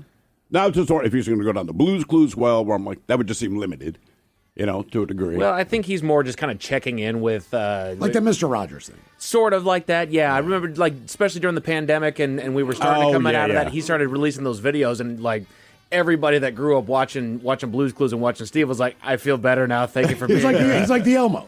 He is. He comes on, he makes people happy. He does. And he brings a comfort that people didn't realize they needed. So Right, I think he had went through a tough period, too, when he was done with the show. Absolutely. You get down and depressed. So he's like, look, I've been going through it, too. Let's talk about it. And, look, at this point, everybody's got a podcast. If it helps, if the Blues Clue guy can get you through, listen to his podcast. Craziest damn thing, that show got that man laid, too. That worked. There were so many people. Let's not cross that bridge. There were so many women that were like, hey, Steve, what are you doing later? And hell yeah. They got, Do you think that's really stepping on your friend if you're like, you're not going to believe this? You did what? Yes. Why? That was a flex. Oh, yeah. I'm sure it helped. And I'm sure some girls when we graduated college. I slept with the guy from Blues Clues. Hell yeah. I don't know. There you go. Thank you. Thank you, Tim. We appreciate it. You're listening to The Men's Room. Turns with Miles and Thrill. Now, let's see what's happening in the real world. All right, here we go at the Pittsburgh airport. Another passenger and another loaded gun in a carry-on bag. Meanwhile, for the fourth time in a month, a roller coaster at Cedar Point. It's a snag. Drag Ridge, where deputies find 50 pounds of dynamite in a school bus. Canadian authorities finding meth in your car. That'll create a fuss. And a man carrying his gardening tools is arrested by police. It is time for your headlines. Now, it's time to hit the headlines. Here's my car. All right, our top story. We go to the UK, where things aren't always what they seem. Local authorities spotted a man walking home while they were out on patrol and couldn't help but notice something on his hip. Some form of bladed weapon. They tailed the man back to his home, where they immediately began shouting orders to drop the knife before placing him under arrest, quickly putting him in the back of their van for processing. Drop the knife! Drop the knife! They did. They went right up. Drop the knife! Drop the knife, dude. Aye, governor. But there's a little bit of an issue with their capture. The man is actually a gardener headed back home from his allotment, where he maintained a vegetable garden using a Milwaukee hori-hori gardening trowel and a Japanese gardening sickle. The authorities say that he admitted to the crimes that he was under the suspicion of and was issued a conditional caution, which included advice and guidance on the local laws concerning knives in public places. The man is looking for legal representation to have the caution removed, as he believes having a record could pose an issue for him in the future. That is insane. Which, if you look at this thing, especially the hori-hori trowel thing, when you think of a gardening trowel, you think it's like a little mini shovel, right? Sure. So this thing, it actually has the hilt of what looks like a giant steak knife. Okay. And there's no pole that comes out of it. It is just straight up blade. I mean, look, I completely understand where the police are coming from when you see this guy. But once he explains what it is and he can prove, dude, I tend to vegetable garden. You just kind of go, our bad. You look at this guy here, it looks like he's wearing a knife, especially when it's got that. He also that looks sheath like on he there. could be in Green Day. He does, dude. In a weird way. He looks like Billy Joe, doesn't he? So, yeah, he's trying to get some representation to get that knocked off of his record there. In other news, to Anchorage, Alaska, where you never know what you're going to find on your property. A man called his local authorities after he happened upon something on his land, an abandoned school bus. Side note, awesome. I want to find an abandoned school bus. A school bus in Alaska makes me think of one thing. What? That guy who died up there. Oh, yeah, he died in a school bus, didn't he? Yes. Yes. So I'm saying, well, he didn't die in the school bus, but he lived in the thing. Didn't he? Into the Wild? Yeah, I remember. Yeah, that was it. John Krakauer. Where he ate the berries or whatnot Yeah. that he couldn't eat or drink enough or something like that. It was Just couldn't get over the river because it was too high. Yeah. It was wild, man. Anyway, what's more is that he went into the bus to have a look inside and found 50 pounds of dynamite, just several sticks of dynamite in a box in there. Wow. Authorities arrived and determined that it was an unsafe area to hold a controlled explosion of the dynamite due to its proximity to the highway, and instead spent 7 hours carefully removing and relocating the explosives to a safe site to have a controlled burn and destroy the dynamite.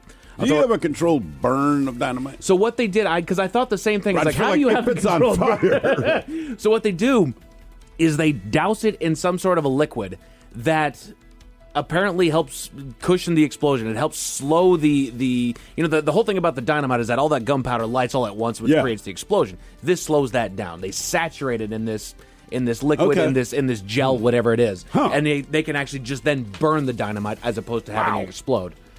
I know. That's why that's not my job. It's the craziest damn thing.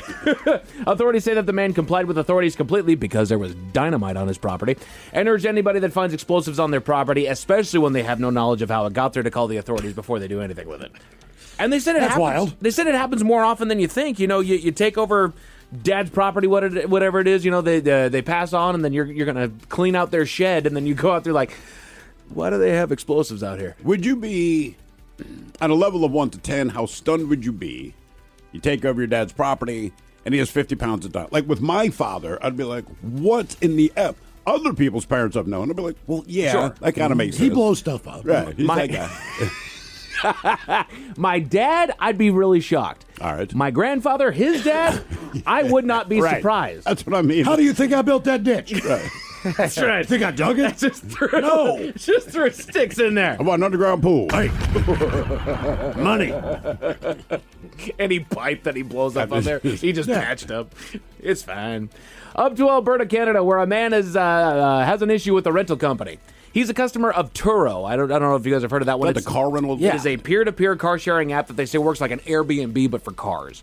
He had rented a car to go across the border into the U.S., which he was able to do without an issue, but coming back, he ran into some trouble. As they will do from time to time, border agents on the way back into Canada asked to search the vehicle upon his return, which he obliged because it's a rental. I got nothing to hide in there. He tells the media, quote, "Long story short, they found fentanyl on the steering wheel and in the back seat." This, of course, led to a full search of the vehicle and the man's belongings, leaving him feeling like a drug mule through no fault of his own. He's now looking for some accountability from Turo, who says that they are unable to physically inspect the cars after each use, thereby putting the onus on the renter to make sure that they are legal and compliant at the time of the rental. He was offered a refund of his car for the trouble, but is refusing it, saying that he wants change instead. He wants accountability. He wants them to change their policies up. It's like, I mean, it's tough. Look, I get why he's angry. I'd be pissed too, but I also get Turo's side of things. Like, look, man, it's peer to peer, right? That's about as third party as things get, right? You can go to a store, ask for them to do something in your home, and if something goes wrong, they're like, our hands are clean because it's third party. Exactly. This reeks of third party. It's like fifth party. Right. The best that they can probably do is track down who had that thing last, or a list of people, and maybe we can get them. Maybe we can get him arrested. But yeah, maybe. But Turo's also, we don't care. Right. It's not our problem. Right. I'm sorry that you were delayed. You didn't do the drugs. You didn't carry the drugs. At the end of the day, you're going to just go ahead and you're going to be fine. Sorry, I delayed you. Here's a refund. I want change. Well, here's your refund. Yeah. And just in case those stories with the bad taste in your mouth, thankfully, there's good news. a woman in Florida is the one to thank for giving a pup a new lease on life. She says for the first time in 4 years working at her job, she elected to go back home on her lunch break, which is when she saw someone all alone on the edge of the woods near her house, a young pit bull that she eventually named Lola. She fed Lola what she had at her disposal in the way of pet food, which was just some cat food because she's got some cats back home, before leaving her to finish her day at work, hoping that she would still be there when she got back. She got supplies on her way back to be able to take care of her and found her once again at the edge of the woods, picking her up and taking her immediately to the vet after she found her again. She was treated for a couple different parasites. She had worms, she had fleas, so that kind of stuff, and brought her back home, where they started the process of finding either her owners or a new home altogether, the latter of which is what came to fruition there. Now living her best life on some open acreage, the woman and her husband still go and visit Lola on the farm from time to time, and it's worth noting that these two had just lost their last dog. Oh, really? And so Lola kind of helped bridge that gap a little bit there, and so they're kind of... You know what I like is that, my dog's half pit bull. At Miles, you had, the Beagles. He goes, man, all that was cat food. Dog's like, it does not matter what kind of food. Good, man. I will eat it. If you have a dirty diaper, that's cool. On that note, Men's Room Sports, the Mariners did their best to gain some ground in the divisional race over the weekend, but ended up splitting the series with the Angels, putting them at 4 games back of first for the division, and they're currently tied with the Rangers for that third spot in the wild card. So we need to do a little bit better here as we're getting into the second half of the season. What you're going to watch tonight, they shifted down the road just away to Sacramento, where they're taking on the Athletics for a 3-game series. Game 1 will be over en route later on tonight. You've also got some WNBA basketball over on CW with the Storm in action. As far as your weather, clear skies dropping down to 56 tonight, and prepare yourselves for tomorrow there, gents. It's looking like a clear sunny day with a high right of about 83. That's it for your headlines with that. Mike Hawkins out. So we go to the movies tomorrow with Sid and Spin. The lovely Jolene's coming up next. Yes, indeed, it's all true, but in the meantime, well, we be all about this bitch. So until tomorrow, please do what you do best. And for Aletha's sake, stay beautiful. The Men's Room has been taped before a live studio audience. Wardrobe and makeup provided by Mantastic Limited. This has been a presentation of the Men's Room Radio Network. Oh, man! A Double Flush production.